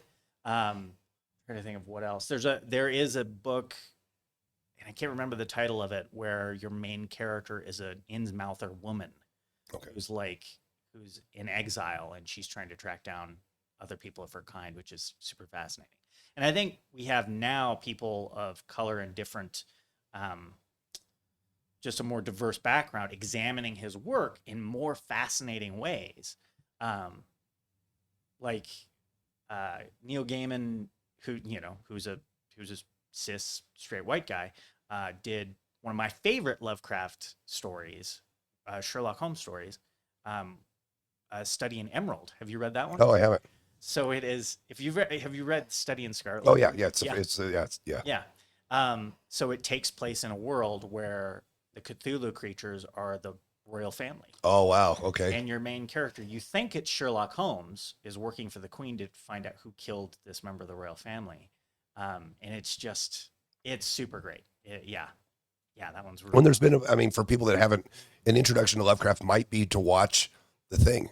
the thing. Yeah, You know, I with love that one. the movie The That Thing. one's probably my top I 10. mean, it's a Lovecraft story. So we talked a little bit about your role models in horror writing. Yeah. What about like acting and comedy? Who do you look up to? And I know you talk a lot about Dana Gould as being one of your Yeah, favorites. Dana Gould's one of my favorite comedians. Maria Bamford is one of my favorites. Patton Oswalt's up there. Gary Goldman's up there. I grew up. I was born in the '80s, grew up in the '90s, and Jim Carrey was like a god during that time. So he's always like, he's never very far away from my thoughts about comedy. My favorite Jim Carrey projects have been his more serious ones. Yeah. Like the Eternal Sunshine for the Spotless man. Mind is a wonderful movie. Yeah, that one's great. And then the 27, was that the other one? His attempt at horror? I don't know if I ever saw that one. Don't waste your time. I- If you want to watch a serious one, go back to Eternal Sunshine. I really like the Majestic. He and Frank Darabont's attempt at like doing like an It's a Wonderful Life sort of story. Yeah, that one critics hated, of course, but yeah, I really like that one. In in comedy, it would be like I've been watching a lot of new comedians because I do satire and I'm following a lot of the satirists who also do stand up comedy. So there's let me see, there's a guy who goes by Scott Making Sense, Okay. and he does funny songs, kind of like Weird Al. But what makes him super fascinating on another level is that he recently did a master's thesis about what about why comedy music is not favored by award shows, Okay. which has caused me to re-examine how art is received across multiple disciplines. Because when you ask people their favorite movie, more often than not, they'll say something that perhaps they feel is important. It's like a drama, right? But our real favorites are often comedies. Well, Uncle right? Buck, man. Yeah. I mean, how many Like people? Yeah. Planes, Trains, and Automobiles is Right, probably right. my favorite movie of all The time. first Fletch movie is, Yeah. I mean, And those are the ones we return, but those ones rarely win awards. So he talks about that. Yeah, Scott Making Sense, super fan. I think her name is Clara Schlansky. She's a stand-up comedian. She's really good. I've been listening to a lot of Jackie Cation lately. Yeah, I love comedy anyway. so on my, I guess I follow enough comedians on the Instagram that some other comedians just pop up. And I just recently have discovered Taylor Tomlinson. Do you know her? Yes. She is hilarious. She good. is very funny. Yeah. I just watched a short video of hers yesterday. But I grew up, I'm a little bit older, and I grew up listening to, I would say summers in Fort Morgan with my aunt. And she had the vinyl of George Carlin. Oh yeah. And I would sit on the floor in their little, media room or whatever, and play vinyl with the big headphones with the curly things. And I would just listen and listen to Carlin and then flip it over. Then I discovered how to put it on tape. Yeah. And I rode my bike to Kmart and bought a brick of cassette tapes and recorded everything that Carlin had ever done. I mean, I'm 13, 14 years old. And then I discovered, was it Leader of the Band by Sam Kinison? Oh yeah. When he had that Wild Thing album come out, when he'd covered Wild Thing by the Trogs. And then shortly after that was Andrew Dice Clay. Yeah. And his big, Saturday Night Live, MTV, selling out Madison Square Garden. And then in doing that, I discovered Bill Hicks. Yeah. And you've heard me talk, I talk about Bill Hicks in every one of my shows. Bill Hicks is I think, one of the greatest comedians of all time. I think, when I was working in finance, I worked with a bunch of young kids freshly out of college. Yeah. And we were talking about stand-up comedy. And of course, it's Carlos Mencia, Dane Cook, Anthony Jeselnik. These guys are cutting edge. I'm like, I'm going to get some stuff for you to listen to. So I got Leader of the Band. I got Have You Seen Me Lately? That's the Sam Kinison album with the Wild Thing on it. Some Bill Hicks. And I brought them these, and then I said, give these a listen. And they came back, and I said, well, what'd you think? I mean, specifically, what'd you think of the Sam Kinison stuff? And they said, it was good, but it's just like everything else. And I said, wrong. It's not just like everything else. Everything else exists because of this. And that's, you and I are wandering into the amorphous territory of like art in and of itself. Like the comedy is the quickest to age and the quickest to age poorly. Right. No, all right. Because of that, like if you have you listened to Rickles? Go back and listen to Rickles. That stuff's it's dead. Yeah. I mean, well, and it's like Lenny Bruce gets a ton of credit for being like, this proponent of free speech. But if you listen to his stuff, I mean, it's not, you had to be there. Mm-hmm. And that's the thing about comedy. Like you had to be there. Like you can watch Citizen Kane now and it's a well-made movie, but unless like the modern motion picture language was developed in that movie. Right. It's just a movie. Right. Would Chainsaw Massacre be a success today? Well, it wasn't a big success then, but would the movies, I don't know. I mean, you're absolutely right. Would the, I went and watched Blazing Saddles with Mel Brooks. We got to sit and watch it. Mel Brooks. Cool. Mel Brooks did 90 minutes of question and answer afterwards. Oh, that's awesome. And somebody asked him, could you make this movie today? And he said, absolutely not. This movie shouldn't have been made 40 years ago. Yeah.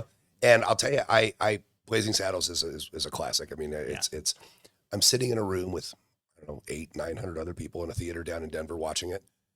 And the opening line, doc that for everybody, you could just feel this like, oh man, I mean, it's like how I felt watching Django in the theater, Yeah. And I think that, that comedy, and this is why I think Bill Hicks is still important, is because the things Bill Hicks was talking about 20, 30 years ago are still going on today. Yeah. Dice Clay's not important anymore. No. His comedy's not important anymore. He's branched out and he did that Blue Jasmine. He was great in that Blue Jasmine. Sam Kinison, not important anymore. Yeah. But I do think things that Bill Hicks was talking about with the government and with, you know, the breaks in society, I do think that Bill Hicks, and that's why I say in my show now, I have the line, I said, when I bring up Bill Hicks, I say Bill Hicks would be if there was a human being Hall of Fame, Bill Hicks would be the second person inducted after Muhammad Ali.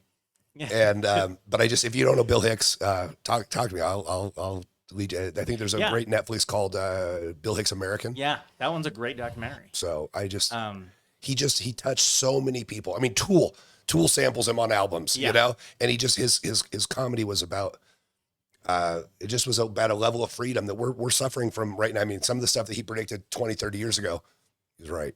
Yeah. Yeah. I think that regarding, Blazing Saddles, I don't think that movie could be made, but I do think that we're experiencing a level of comedy that's just as sharp right now. Like when people are like, "Oh, you couldn't make that because everyone's soft."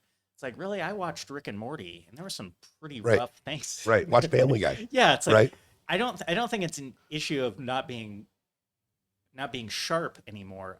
I think it's an issue of like tastes change, and now we're all, you know, the thing about that movie specifically, which a lot of people don't want to talk about, is Mel Brooks is a Jewish comedian who fought in World War II. His consultant on that movie was Richard Pryor. So, I was going to tell that story because, you know, Pryor was supposed to play the Cleavon Little role. Oh, I didn't know that. And he told us a story that he had signed Pryor, and the studio, it's when Pryor had this huge drug problem where he lit himself on fire. Yeah. The studio said, we're not going to finance this movie. And so he had to go to Pryor, and he had to say, listen, you know, you're going to be a writing credit and a consultant, but you can't be. And you know what? I don't think Pryor would have done as well as Cleavon Little. Cleavon Little played the straight man so well to Gene Wilder's, you know. Exactly. I mean, I think Cleavon Little made that movie, and I don't think it would have been the same movie without Pryor. Yeah. But he told us a story that every use of the N-word had Pryor's thumb up or thumb down. Yeah. And they sat around a table and read through the script, and Pryor would often say, you need to put it right there. It's not in the script, but add it right there. Yeah. And, you know, and Pryor, you know, named like 5 or 6 of his albums with that word in it, so that white people would have to go to the counter and say it. But yeah, it's his to use. Yeah. And Mel Brooks is coming at it from like, so they're both minorities in this country, developing this film that, you know, is a comedy classic. Yep. But you can tell, like, when people watch it, who is laughing with the characters and I think that's the thing, is that, and he said that the people that are using the derogatories are the most despicable people in the world. Yeah. They are idiots. They are imbeciles. And that this movie shows that. Yeah. Yeah, so, exactly. You know, and that's what the movie's. Yeah. His first job, Mel Brooks' first job in writing, was he was a writer for Sid Caesar's Show of Shows. Yeah. And the other 3 writers on the show were Woody Allen, Neil Simon, and I don't remember the guy's name, but the guy who wrote MASH. Yeah. So it's funny you should say that. I was watching last night, My Favorite Year. Have you seen that? So forget who directed it, but it's basically a fictionalized version of Sid Caesar's Show of Shows when they had Errol Flynn on. Okay. And it's Mark Lynn Baker, cousin Larry Appleton from Perfect Strangers. Okay. Yep. He's this young comedy writer in the 50s. And they want this Errol Flynn character, I think, what's his name? Something Swan, played by Peter O'Toole, who's this horrible drunk. And it's him trying to get this horrible drunk actor, who's this womanizer, to appear on this show sober and do his job. And it's... What was it called? My Favorite Year. My Favorite Year, okay. And it's that writer's room, like they're pitching jokes, and there's a writer that only whispers to his colleagues, and that guy's based off of Neil Simon. Okay. He didn't want to shout over the din of joke writing. He would just like pass along his ideas. Just like a crazy pool of talent. Have you ever watched, not completely related, have you ever watched Letterkenny? Yes, I have. I talk about because my buddies and I all are Letterkenny fanatics. Yeah. Can you imagine sitting in the read-through rooms on those? How do you do that? How do they do that without, I mean, some of that writing is so sharp and so like, there's a video clip going around that a buddy of mine sent me of outtakes where they bloopers. I don't know. I mean, I think Letterkenny gets a bad rap because it's hard to understand. I mean, Yeah. it takes a while to get into the cadence of it. Yeah. But I think the writing on that is just So sharp. it's Well, so sharp. it's Canada. Like, Right. Canada.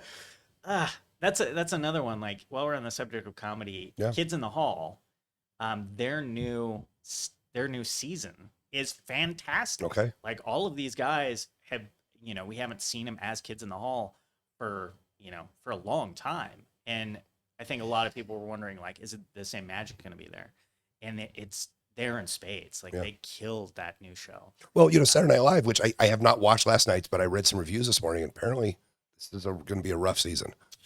But that happens, But that started in Canada. Yeah, It was Second exactly. City TV. Warren Michaels did Second City TV with John Candy and Ed Grimley, Martin Short. Yeah. And Bob and Doug McKenzie, those Yeah. guys. Rick Moranis, like, throughout the 80s, most of the comedians that I grew up watching and idolizing are Or Second from City. Canada. Yeah. Yeah. Just Canada is just like the funniest Well, country. if you haven't watched Letterkenny, give it a whirl. If you don't like it after 3 episodes, turn it off. Yeah. It's not getting any better. Yeah, that is what it is. My recommendation would be to watch it with subtitles. But it's just some. I mean, God forbid anybody in our group ever say "to be fair." Yeah. Have you seen that episode? No, I haven't. Oh God, somebody says, "Well, just check it out." They all sing this chorus of "To be fair" when it happens, and it's a very sharp show. But I as I've been writing and I've been working on scripts and working on routines for the last 4 or 5 years, I'm starting to pick up so much more of what goes into, when I'm a kid, it's like, oh, they're acting. They learn a line and they say it. But the writing on some of this stuff is, I've watched some shows that the acting's fine, the action's fine, the writing's just terrible, and it ruins it for me. And the writing has become more or less, it's become more important to me. Yeah. About watching shows, and I think we're living in. And Justin Cronin, we're living in the golden age of television right now. Yeah. And it's been this way since The Sopranos. I mean, The Sopranos was kind of the build up to it, but there are things that are coming on TV right now that the writing is better than anything we've ever seen. Yeah. Well, So- it's taken the place of movies essentially for high class entertainment. And I don't mean that to disparage movies or cinema, but they're trying to get butts and seats, so it's a lot of spectacle, and that's not necessarily a bad thing. But then you get your like I look back at the VHS era when I grew up, and there was like a lot, like Howard's End. Like, I remember seeing Howard's End. Would Howard's End get a green light today from a studio? Probably not. Like, Right. there's a lot of mid-range like dramas and stuff, or even mid-range comedies that in the 80s and 90s would have gotten the go-ahead that today probably would get shuffled to TV. Yeah. Something like Severance, which I absolutely love. If you have, Andy Nyman. yeah, Yeah. Severance is brilliant. Is that the one? Is that the Andy Nyman movie? No, that's it's a show? It's a show. Okay. Yeah. Well, there's an Andy Nyman movie called Severance. Really? Where they I know what you're talking where about. they go on a a work retreat, and then they're going to fire everybody and everybody. Yeah. Okay. Yeah. All right. No, this is the show it's on Apple. Okay. I'll have to, okay. And it's like the psychological drama, but with some sci-fi in there. There's adult animation has gotten really solid. Well, the writing on Ted Lasso. Yeah, Ted Lasso. I mean, they have created, and Jason Sudeikis is a great actor, but the writing has made you love a person that is completely inept at what he does. Yeah. He's in over his head. He has no idea what he's doing. He's gullible and he's kind of a buffoon, but you're on his side 100%. Yeah. And that's because the writing has made that character. I mean, he's a great actor. I'm not taking it away, but the way they've scripted that. But particularly with that one, it's also fascinating that it is a main character who's just a good person. Right. I mean, you because he's a good person and because you love him, Yeah. you overlook all of those things that I listed. Yeah. That he's in way over his head. He doesn't deserve Whereas the job he in does. other shows, it's like you need conflict, so your main character has to be, has to have flaws. Well, And The Sopranos with he Walter does. White's, the Dexters. Yeah, that one's super fascinating. Or something like The Good Place. Have you, Oh yeah, Ted Danson and man, what's the woman? that show, talk about having like big philosophical things to say. And that's one where basically all your characters are flawed, but you're using the afterlife in a way to examine the world and society in which we live. Like, I recycle, but is that enough? Like, it's enough to send you in a tailspin of like, what can I do? What's my life worth Right. on this network comedy, which Right. is fantastic. Right. So what are there? We talked a little bit about some of the movies you watch. Are there shows that you watch regularly? Do you have a series that you've been watching? I love What We Do in the Shadows, the series. That's one where I love the writing and the acting and the characters. It's interesting about that show because probably about 4 years ago, me and my writing partners were pitching. I did an animated sketch show called Victorian Cutout Theater for a long time, about 30 episodes on my own. And my writing partners, Stephanie and Matt, were going to create a show like that. And it was, this hotel owner. It's basically like the opening to PBS Mystery. Okay. The animated opening to that. And they went to FX. Both Stephanie and Matt went to FX like 2 different times to pitch this show. Sort of like this gothic monster comedy. And they were like, no, absolutely not. And we learned later it was because it was too close in tone to What We Do in the Shadows. Yeah. So now every time I watch an episode, I'm like, I should be on that writing staff. Like I love it. And Ted Lasso's one. I really like that one a lot. Only Murders in the Building. I haven't. I need to watch that one. I'm we talked yesterday. Big mystery fan. And I need to watch that one. Yeah, that one's great. Like you said, Severance is up there. I'm trying to think of. Have you watched Handmaid's Tale?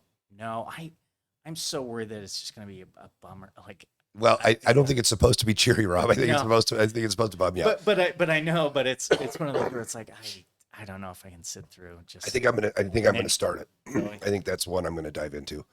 I watched the Star Wars. I watched the Star Wars that come out. I watched the new one. Andor is a little bit slow. Okay. But it's what I love about the Star Wars is that the movies are family friendly. Yeah.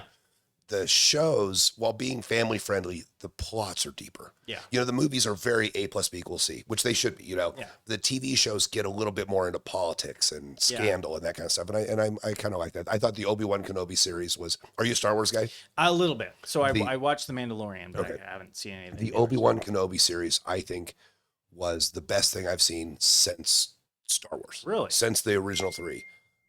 It was. That was my kiddo. Sorry.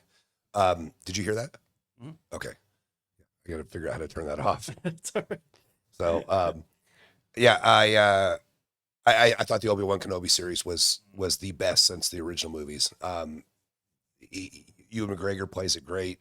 He fights Darth Vader. It's what leads up to episode, A New Hope. Yeah. So, yeah. Yeah, I'm gonna have to check that out. Well, you just reminded me. We're a Star Trek. Okay. So we watch a lot of. So Lower Decks is a blast. I like Lower Decks, the animated one. Discovery's been a blast, and then Strange New Worlds. I don't know if you've seen that.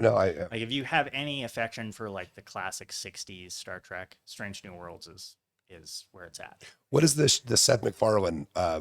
Have you watched that? The Orville, yeah. Yeah, we watched a couple of those. I thought that was fun. So the Orville is fascinating because you get the impression that they started as a comedy series, sort of like Galaxy Quest, but then it actually becomes almost Star Trek fan fiction. Oh, okay. Like they start telling more sci-fi. See, we just watched the first couple episodes and it was fun. So, Yeah. so you and I talk a lot about. I know one of the things that we share in common that we absolutely love is Twilight Zone. Yes, absolutely. Is the old Twilight Zones and the that kind of genre of the starting. And so we both kind of worked at the same time on a routine based on Twilight Zone. You did it way better than I would have ever thought I could do it. So are you still working on that? Yeah, no, I'd like to bring that out again. Yeah. Probably for the when I can open for you. When you go through the Twilight Zone the cast, the alum that have been on Twilight Zone. It's everybody. Yeah. It's everybody. And how I discover these is I go to eBay and you type in Twilight Zone signed, and they did those cards, the Inkworks cards, and they've got Rickles and Shatner and Leonard Nimoy, and I mean, it is ridiculous. So what? Give me a couple of your favorite. Twilight Zone So episodes. Walking Distance seems to be everyone's favorite, but that one's Tell probably the top. plot. So the plot of Walking Distance is this guy who's a high-powered executive in New York City and ends up going he's full up, he's tired of his life, and he ends up like inadvertently driving back to his hometown. And he's like, basically it's a nostalgia trip. Like times were better, and he goes to the soda fountain and orders a ice cream, and the ice cream is what it was when he was a kid. That's how much it cost. And he's like, that's weird. And then he realizes he's traveled back in time, Okay.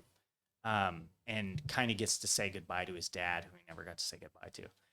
And that one's amazing. Trying to think, was it Terror at It was at 5,000 feet, and then it was Yeah. 10,000 feet, and then they remade it on the Yeah. Jordan Peele one at 20,000 feet. Yeah, that one's solid. I'm not a good flyer, so Okay. every time I board an airplane, Yeah, because I think of that. it was Shatner in the TV show. Yeah, it was John Lithgow in the movie, and then it was it's Adam Scott. Adam Scott. Yeah. Yeah. Yeah. That one's a good one. I love John Lithgow. I love John Lithgow. That I think is the best one out of the movie. Well, the Twilight Zone movie was fantastic. Yeah. I know a lot of people don't like it, Mm-mm. and it the pall of the deaths of Vic Morrow and those two Yep. kids hang over that right, entire right, film. right. But yeah, that has some. I'm a huge sucker for anthologies. I really Mhm. like Twilight Zone's my absolute favorite. And Rod Serling's a great inspiration for me as far as writing. He, it's going off of what you said before about Bill Hicks. Like modern audiences, if you watch a Twilight Zone, it's gonna have dialogue that sounds stagey. Mhm. And because of that, I think people might not be as inclined to enjoy old Twilight Zone episodes. But I put Rod Serling in the same category as like Charles Dickens. You know what I mean? Like people don't talk the way they do in A Christmas Carol, but A Christmas Carol's an amazing story. The message Yeah. of Christmas Carol, although the delivery is a little bit different than what it was then, the message is Yeah. still just as powerful. Yeah, exactly. And that's why, this Twilight Zone has stood the test of time. Rod Serling wrote most of those episodes, like Yeah. a crazy amount of episodes, just dictating them by his pool.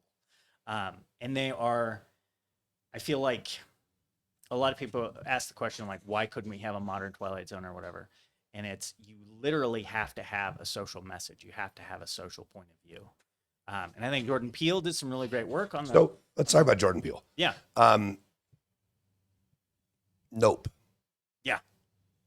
Did you see it? I did. Okay. Have you seen it? Yeah.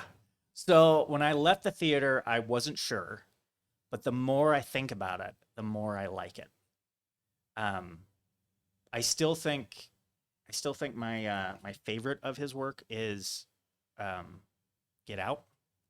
I really like Get Out a lot. Us was like he shot for the moon on Us, and I'm not sure he hit it. I mean, who the fuck am I? Right. Yeah. Well, critique I'll it? tell you, I haven't liked any of them. I didn't like Get Out. I've talked with other people who were like they didn't do it. I didn't like Get Out at all. I thought Yeah. it was very corny, and I thought it was very A plus B equals C, and you could see what was coming. Heavy-handed. Yeah. And it was like, oh God, anyway. And I thought Nope was a terrible disappointment. Really? I was terribly disappointed. I think it was, for lack of a better term, false advertising. They sold it as a UFO movie. I mean, all the ads, all the trailers, all the promotionals was this UFO coming in, and I just thought, what a dumb ending. It's like the ending, and I know it's in the book, whatever. But when the clown at the end of it turns into the giant spider, Yeah. it's like the clown was fucking scarier than the giant spider. What? I mean, I just thought that monster like morphing and becoming the big like. Yeah. Jellyfish in the sky. I just thought it was so dumb. I I liked the spectacle of it, and like I said, that was one that had to like grow on me. So when I left, Denise and I saw it for our anniversary, and when we left the theater, both of us were kind of like, I'm not quite sure what to think about that. But the more I think about it, and the more I think about how the plot was constructed, the more I'm like, oh. I thought it was beautifully shot. Yeah. And it had the vibe that did you watch? It really had the vibe of Lovecraft Country, Uh, and it had the vibe of. Did you watch The Watchmen, the show, the yeah, HBO show, The Watchmen? yeah, And it had that vibe, and it yeah, was very cool, and I liked it. I just didn't. I thought it sucked, and you know what? yeah. And you know, that fair's fair. Yeah, no. Some people like Yeah, Neil Young, some people yeah. don't. You know, Um, and Neil Young doesn't give a shit what anybody thinks. yeah, I liked Jordan Peele's Twilight Zone overall. I liked all of those. I did Yeah. like the Twilight Zone. Maybe Um, that's where I like him is in the shorter yeah. versions. I will say, like when he was doing Key and Peele, their horror sketches, their comedy horror sketches, were among my absolute Well, favorites. they were in. Was it not True Detective? Yeah, no. Fargo. You know, Oh, yeah. they did that season of Yeah. Fargo where they were the two idiots in the records room. Yeah, And that was hilarious. And those Fargo shows are great shows. yeah. Oh, that's another one that I try to catch up on. Yeah, Fargo's amazing. Watchmen, HBO's Watchmen was incredible. Like, talk about Watchmen's widely considered to be perhaps the best comic example of the I form. mean, I have them framed here on my Yeah. on my wall. I think Watchmen. You know, in the year 2000, Time Magazine did a list of the 100 most important works of fiction in the last 100 Yeah. years. Watchmen was in the top 10. Yeah. Oh, and it deserves to be there. But when I first heard, they were like, well, they made the movie. Zack Snyder made the movie, and it follows the comic with the exception of the ending. Great cast, but I think it falls flat. Well, because the ending is kind of, I mean, Yeah. you know, But when I heard they were gonna do a sequel, I was like, oh man, like why would you even try? And watching that show, I was like, this is incredible. they pick up what 40 years after Yeah. after the ending of the comic, not the movie. Yeah, and they follow these things to their logical conclusion. Like, Well, and you got to have an appreciation for an artist like Alan Moore. yeah. The guy's a lunatic, Oh yeah. but a genius. And the minute Watchmen becomes popular, he's like, "Get my name off it. I don't want anything to do with it." Yeah. Well, they jerked him around. DC Well, jerked DC around. fucked him on a lot of things. On a lot of things. But yeah. So speaking of Alan Moore, I got his. It's not called The Masterclass. BBC's Yeah. Maestro. Yeah. So what'd you think? Here's the thing. I've toyed with buying it because just to listen to Alan Moore talk. I like it. It's fascinating to hear his process, and he does talk about like, so for those of you listening who don't know, Alan Moore's a magician. with a K, magician magic Yeah. with a K. Yeah. He's a practicing magician, as well as a writer. And And he's written V for Vendetta, League of Extraordinary Gentlemen. He Yeah. started on Swamp Thing. He created the character John Constantine. like his stamp is all over like And the- graphic yeah, novels. So hearing him go through his process, he actually talks about like how his magic belief works into that, and it makes sense. Like, so I would recommend it.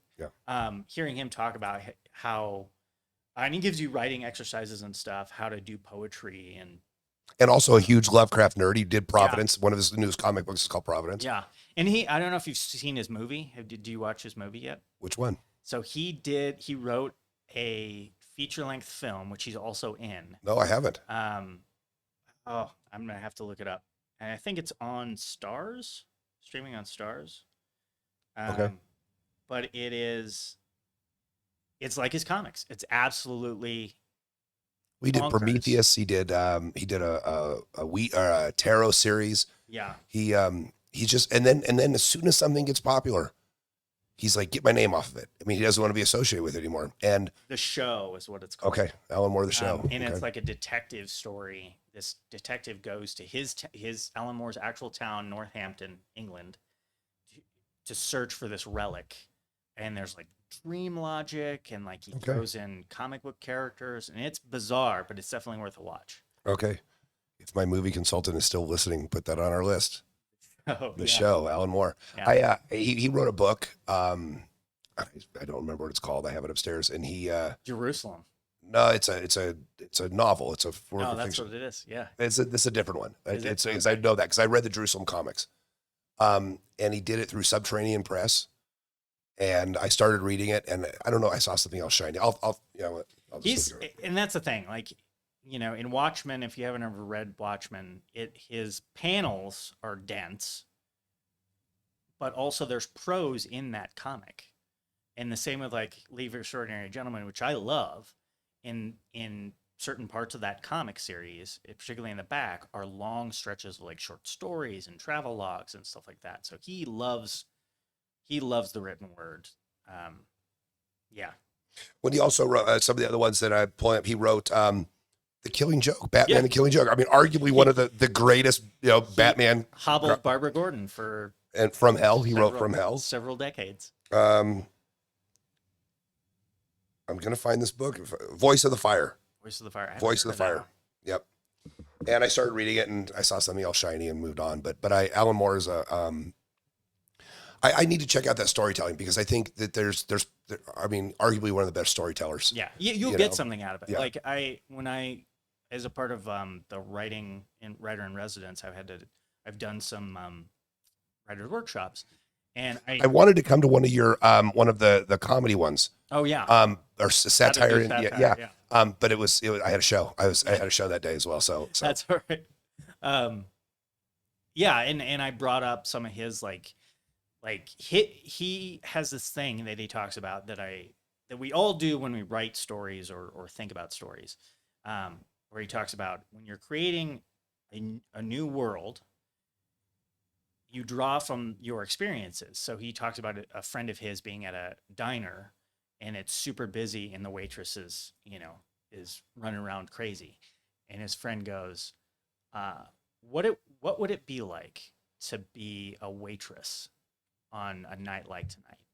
And he's essentially described a giant console where you've turned the gender button. So now you're a woman. You've turned the occupation button. You're now a waitress. okay. And then you work in this place. And he's like, you can look at something like Romeo and Juliet and West Side Story. So West Side Story turns the time period buttons, makes it an ethnic story as well. Yeah. And yeah, just hearing like the crafting of narrative and character in that way was super fascinating. Yeah.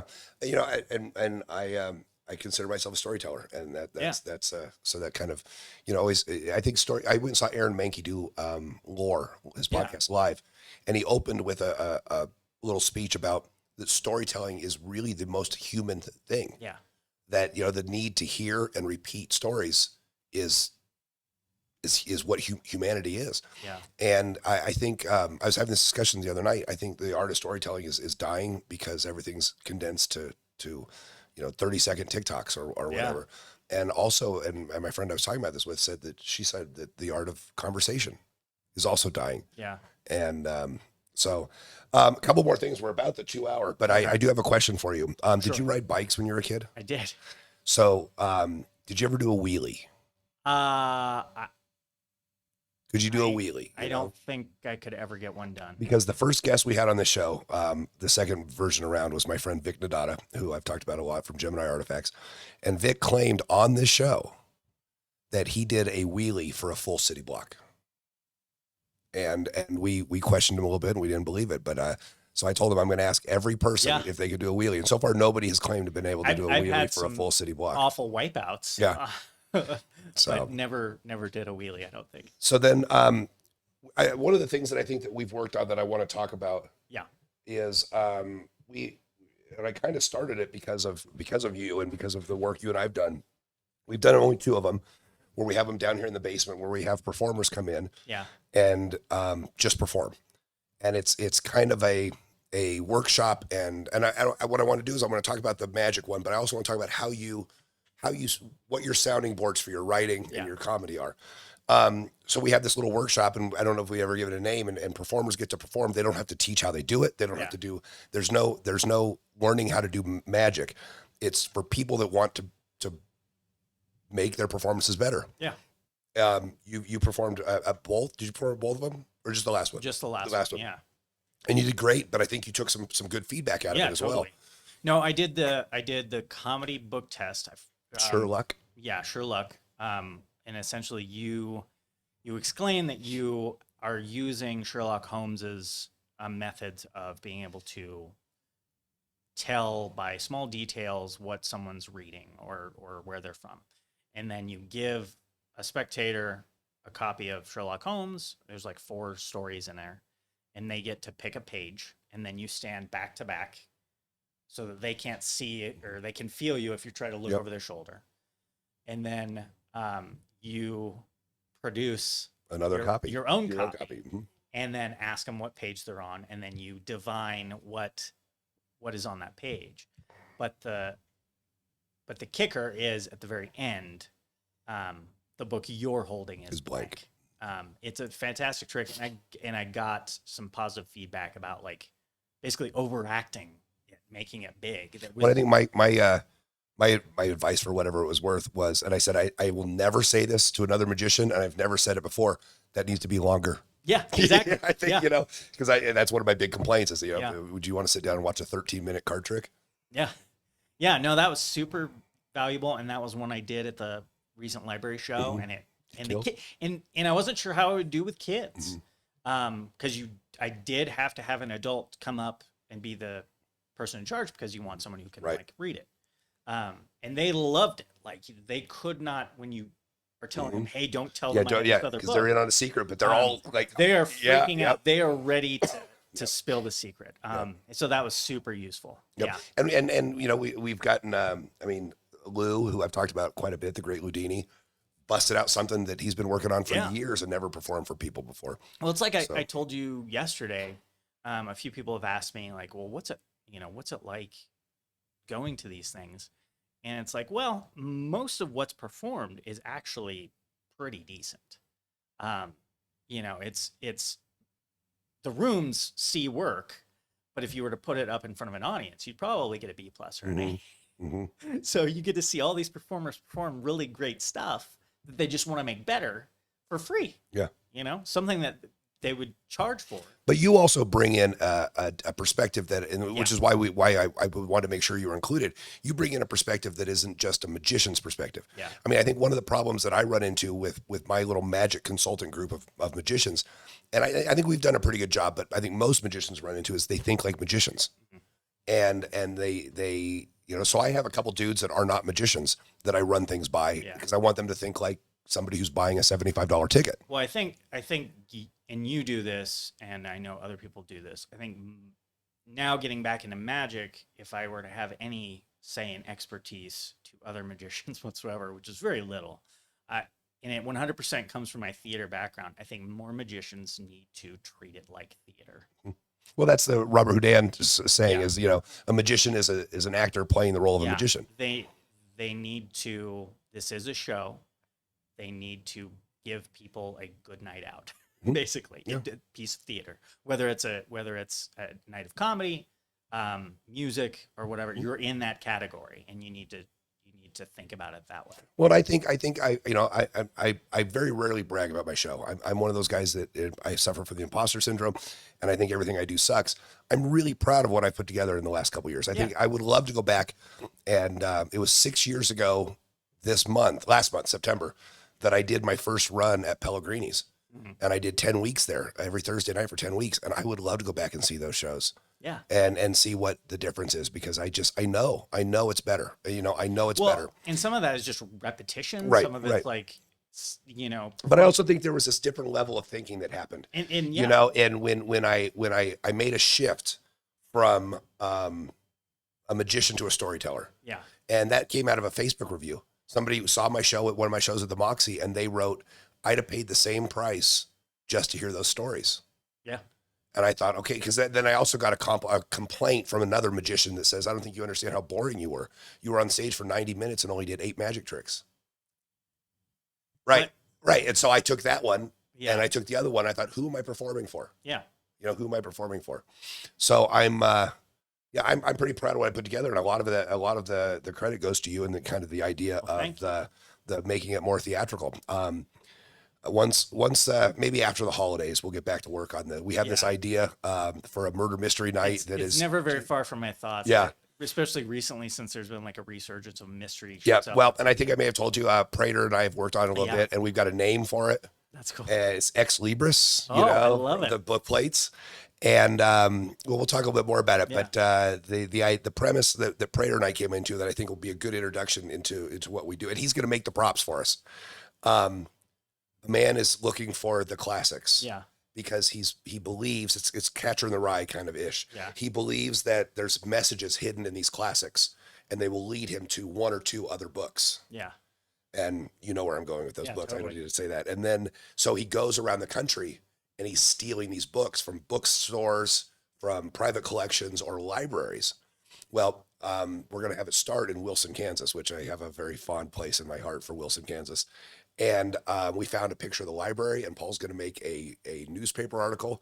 Well, the guy, when he steals books, he leaves tarot cards. Oh, that's awesome.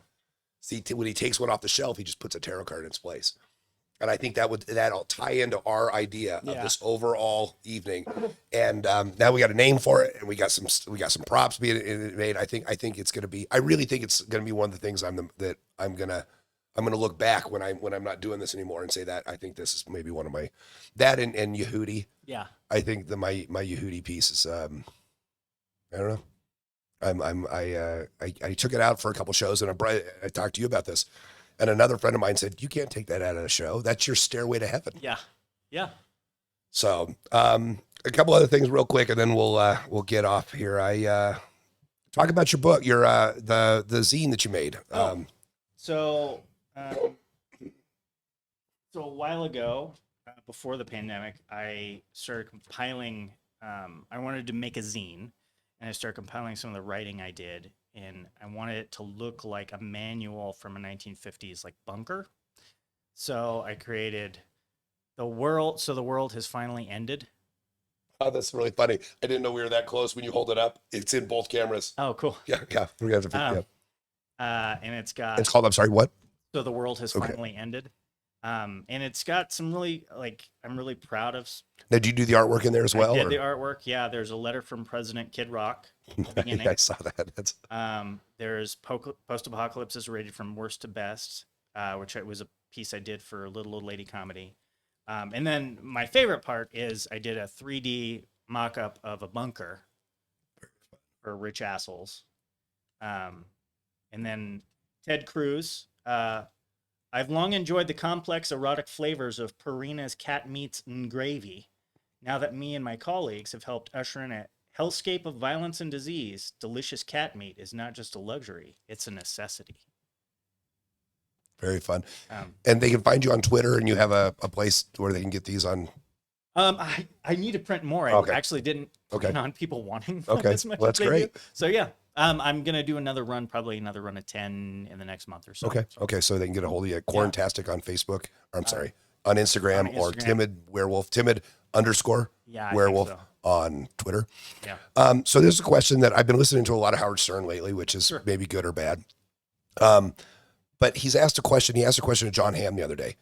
And there's going to be several parts to this. If you could go back, I mean, how old are you? Early 40s? 40. 40? Okay. Yeah. You could go back to 13, 14-year-old Rob and not change the past, but tell them something that you would carry forward. What are some of the pieces of advice you would give on your career, on your family, on the world? I mean, I have young kids, you have young kids, and it's pretty terrifying. I mean, I have a 16-year-old kid who is going through, kind of a sexual identity discovery and born a woman, which fucked either way, right? I mean, the system seems to be getting worse and worse. So. Why, has something happened? Yeah, well, I think so. I don't know. I haven't been paying much attention. So, but what would you have wished you knew to be a little bit more prepared for where you are today? I feel like there are several ways to answer this question. Yeah, answer it all the ways you want. There are, like when I was a kid, my parents didn't go to college. My mom didn't graduate high school. She got her GED when she was in her 20s, or 30s actually. And my dad joined the Marine Corps. So for them, it was very important that I go to college. Well, that generation kept telling all their kids to go to college, and we all went, and it didn't really change anything. And I wouldn't change my college experience for the world. I loved going to UNC, and so stuff like that. Like I think about advice to give to my own kids. Let alone 13-year-old me. I don't think you can plan for that kind of future. What I would say is I would probably tell myself to never forget to play. Keep playing and don't worry about just you like what you like. It's the Ray Bradbury thing, he liked dinosaurs and monster movies and Mhm. stuff. Never shut that part of yourself off, and never worry about what people think about that. Uh, always, always.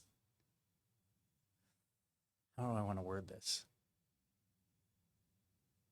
Uh, things are never bad for very long, in that you will have you'll have more good times than bad often. Um, yeah, I think those are some of the keys to leading a better and more fulfilling life. Yeah. Like you can't plan for financial stuff. Like you can Right. try, Right. Right. but you can't. Like we don't know what the future's going to hold, right? When I was 18, Napster came out, and then when I was in college, it was like Facebook, MySpace, like these earth-shattering things that Right. shifted our world. Right. You could never predict those type of things. Yeah. Try thinking about telling your grandma about a smartphone. Yeah. You know, I mean, Well, and my own grandma went from horses and buggies Yeah. to airplanes and To computers spaceships, and to the moon. TV. Yeah. And it was one of those things where like we're the next. My generation is the next generation. To just witness like all of this. Well, you know, I have this conversation with a lot of parents, and we may have talked about this before. What would it take to impress our kids today? You know, I mean, do you remember they used to stop school when the space shuttle would take off? Anytime they'd shoot something into space, school would stop Yeah. and we'd watch it. Now Yeah. they're shooting shit into space every day. Yeah. You know, and I remember seeing Clash of the Titans, Yeah. the old I love that one. Roy Oh, it's what you know what I'm talking about. Ray Harryhausen. Yeah. Ray Harryhausen, yes. That was the Dragon's Lair video game. Yeah. I It's remember like a cartoon you can play. I remember being at Showbiz Pizza, and the crowd around this was like, Yeah. Well, that You know- in Stranger Things when they bring up dragons, Right. Lair, it was like, yeah, it Yeah. was kind of like that. and now I look at my kid, and my kid is like, I don't know, some Right. bullshit. What are you doing? I mean, they've got more power on their phones than we had in our entire school district. I You think, know, and so what do you think? Well, first of all, what would impress you?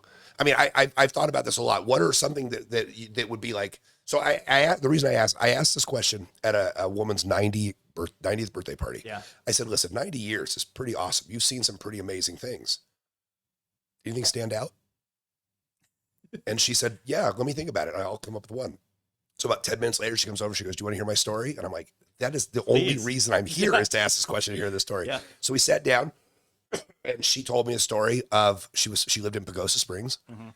and when they got their first TV, yeah, and she and her husband walked down, it was in November, and they walked down, she didn't remember the year, but they walked down to the VFW to watch the election returns on the first TV. that's crazy. And they had chairs set up to where you got 3 minutes in front of the TV, and then you would go back, but you got 3 minutes to be right in Yeah. front, and then it would go back, and you just keep moving forward. And she said when they got to the front, her husband grabbed her hand and says, I don't have a very good feeling about this. Right. I love that. I mean, and he love said, that. I just don't have a very good feeling about this. Yeah, And look at what that little, I mean, to her, this was the thing that she remembers, but the world changed that day for the entire world. so I have two things to say about that.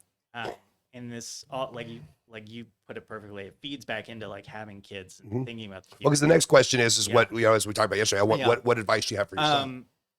So I'm writer in residence for the High Plains Library District. I'm working on a play. I believe it's the first play that they've ever had produced through the program. And my play is called Utopia, and it's about Weld County. Right. It's about what happens when the future comes here, right? So like the premise of the play is this Elon Musk type opens a robot factory, and this is before he unveiled his stupid Tesla bot, like 2 days ago. And how does that affect home prices? How does that affect education? How does that affect ranchers? And how does that affect just regular people? And I remember, like, this has been on my mind, the idea of the future and like what would it take to impress you. And I remember, I forget where, I think it's in Golden, at Jetson's house, or the house from Yeah. It's up by 70. Yeah. yeah. I remember every time we'd make the trip to Denver so that my mom could go to the arthritis clinic, we'd make a point to look at that. And I remember asking my mom, like, what did you think the future was going to be like? And she's like, well, I thought it was going to be like the Jetsons, like moving sidewalks and houses that look like that. And she kind of laughed while she said it. And then the older I get, the more I realize, like, it is Julius Caesar. It is the fault is not in our stars. It is within ourselves. Our final frontier isn't space. It's in here.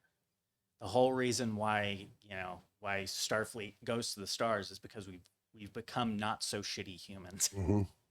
on Earth at like an atomic level. Because if you give an ape a handgun, it's still an ape with a handgun. Right. You know what I mean? Right, Like it right. doesn't matter. The technology, I think, doesn't matter because there are goods and bads to everything. Like the internet has drawn us closer together, but it's also driven us further apart. So I completely understand that husbands. I don't have a good feeling about. I don't have a good feeling about like, this. like because that is everything. Every new piece of technology that has come out, that instant. And he was a World War II vet that Yeah. was on Normandy. I mean, he Yeah. fought on the front lines of World War II, came back, was highly decorated, Yeah. came back and said, I don't have a good feeling about It's this. not the technology; it's the humanity. Mhm. Um, What's the rule that every advanced technology becomes porn? yeah. You know? Well, it's the Arthur C. Clarke. Every advanced technology It's magic, right? Yeah, indistinguishable from magic.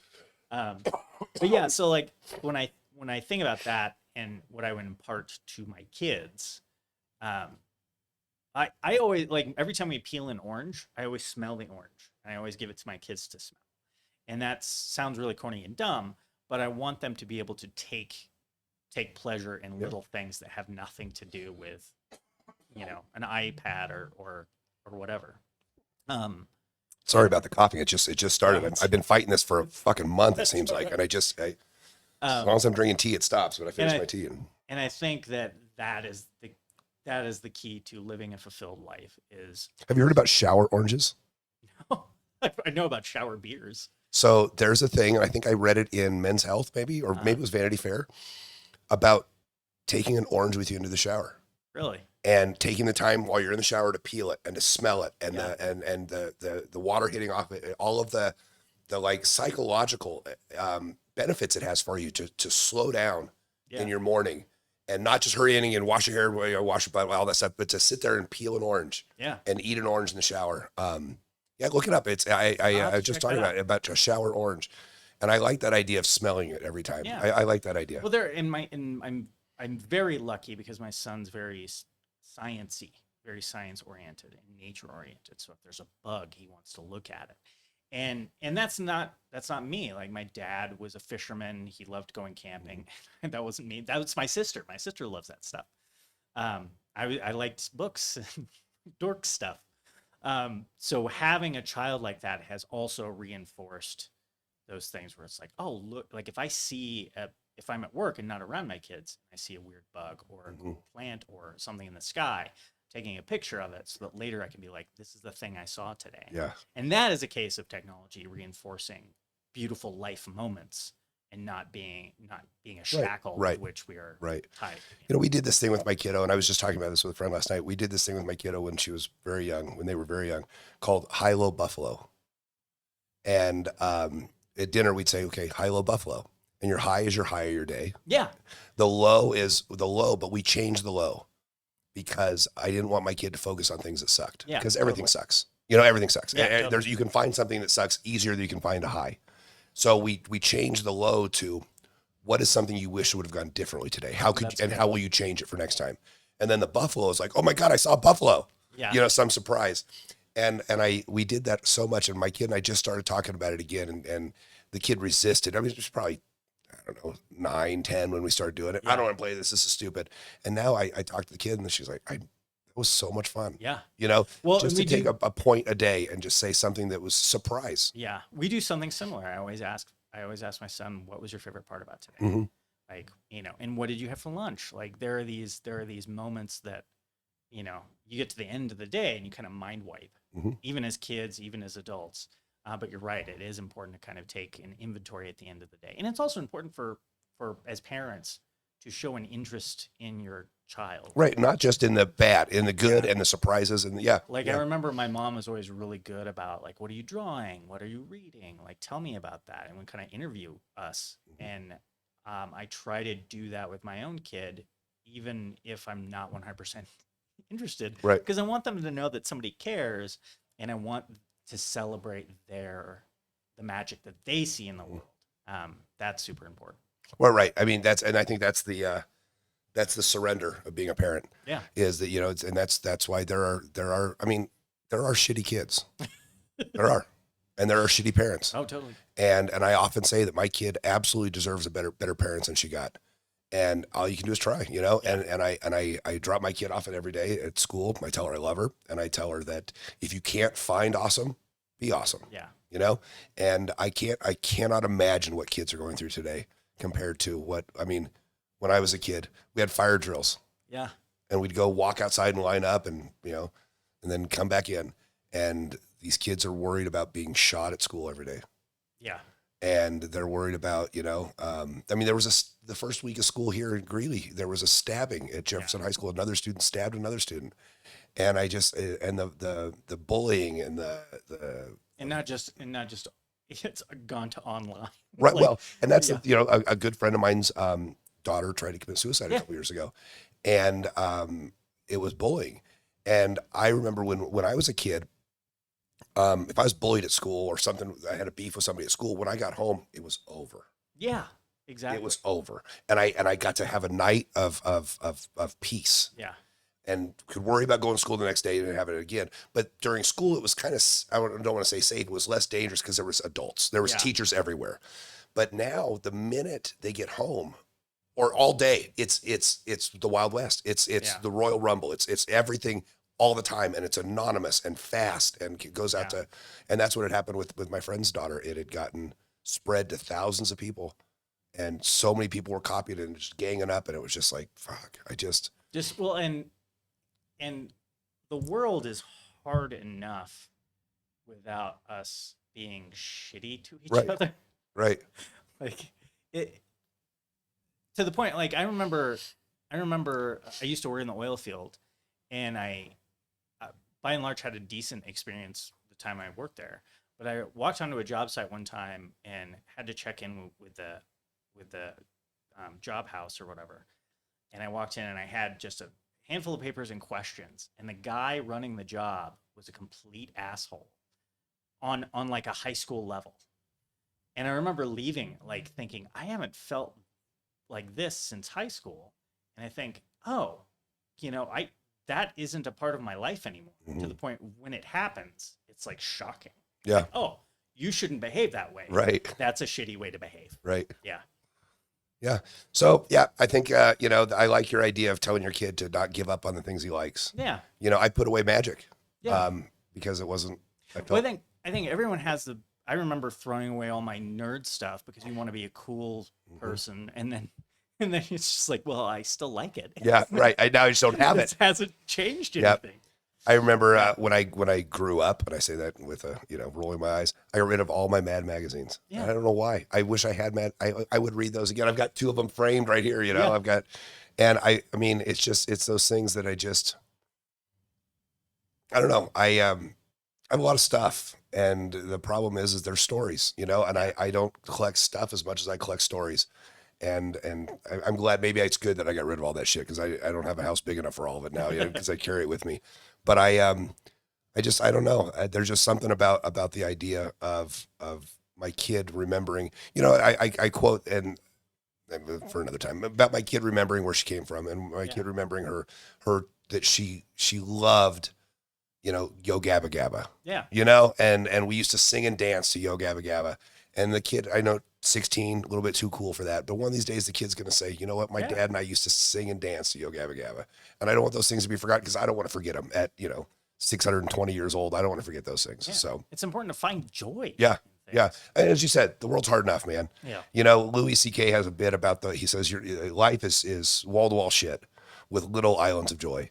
And you just got to stay off the lava and find the little worlds of joy. And I think that, it's getting better. The last couple of years have been really hard on a lot of people. And I think that, things are really kind of turning around. I hope we make some positive changes in November and keeps things going the way we were going, and just kind of give everybody a chance. I mean, the world sucks. Let's be nice to everybody. Yeah. I think my kid told me, and I don't remember. I know we talked about this. My kid just said, you know what? Everybody just fucking sucks. And I'm like, you're right. mean. Yeah, and that was what it was. Yeah. I don't remember what it was, but yeah, everybody's so damn mean. That's what it was. Yeah. And I just just get rid of those. And one of the Anthony Bourdain rules of life: get rid of the assholes. So all right. Well, I think we've hit about everything on the list, plus a bajillion things more. Yeah. Anything you want to plug? I'm Quarantastic at Quarantastic on Instagram. On Instagram, Timid Werewolf on Twitter. I mostly use those things to tell jokes. Yeah, that's. I love the F this Fitzgerald. Oh, F this Fitzgerald. I like that a lot. Yeah. And it used to be Batman's roommate, right? Batman's roommate, Rob. Yeah. Yeah. No, I promote things on there, so you'll be able to find them. So any projects coming up? Anything? So I'm going to be doing a reading of Utopia, the play I'm working on in December. I think it's December 7th, but I'll double check. Will that be at the library? It'll be at the Atlas Theater. Okay. Yeah, we're doing a staged reading of Utopia, and I'm really proud of it. I think it's going to be really good. I have some projects that I really can't talk about too much because it's a collaborative thing. And then I'm always writing humor articles and then forgetting about them because they don't maybe make it to an outlet or whatever. So I'll probably end up putting some of those online. Okay. What about a book? I mean, putting it together a little. I've been thinking about it. We'll have to see. Yeah. I was thinking about putting something together like a horror humor zine or something like that. Because I have like a handful of like spooky, funny things. Yeah. All right. Any last words? You have done. You did ride a BMX bike, but nobody has yet beat Vic Nadada's whole city block. Doing a wheelie for a whole city block. No. So yeah. So anything else you got to say? Any parting words? Any words of wisdom on your way out? Thanks for having me. This was a joy to chat with you. No, I appreciate you, Rob. You've been a good friend, and you were one of the rocks and checked in with me when things were rough, and I appreciate it. So. 2 weeks from today, I'm going to have my next door neighbor, Scott Freeze, on. And Scott is a competitive professional bodybuilder. And Could be a good interview. I've told him the questions I'm going to ask, and I'm going to ask about drugs, and I'm going to ask about, and he's going to answer them. So we'll see. And then I've got a couple other, my friend Soydan, who's been the guest host, I guess, for the last 2 episodes, had this idea, and maybe this would be something you could help out with, that I need to sit on that side. Yeah, I could see that. And have somebody sit over here. Yeah. And have it be, ask me the questions that I ask. So, Sure. So maybe we'll work on that if you want to come in and be the interviewer. I think that would be fun as well. I'll wear a suit and we'll tap cards like Letterman. Yeah. I don't know if You hear about this, Paul? You hear about this? So So, and then I've got a couple lined up. I will not be doing October 30th. I will be on October 30th. I will be at the World Cheese Dip Championship. Presumably winning a trophy. No, I will be eating. Oh. At the World Cheese Dip Championship in Little Rock, Arkansas. That's great. I've got a show on November 4th in Little Rock at the Labyrinth with my friend Paul Prater. So I'm gonna.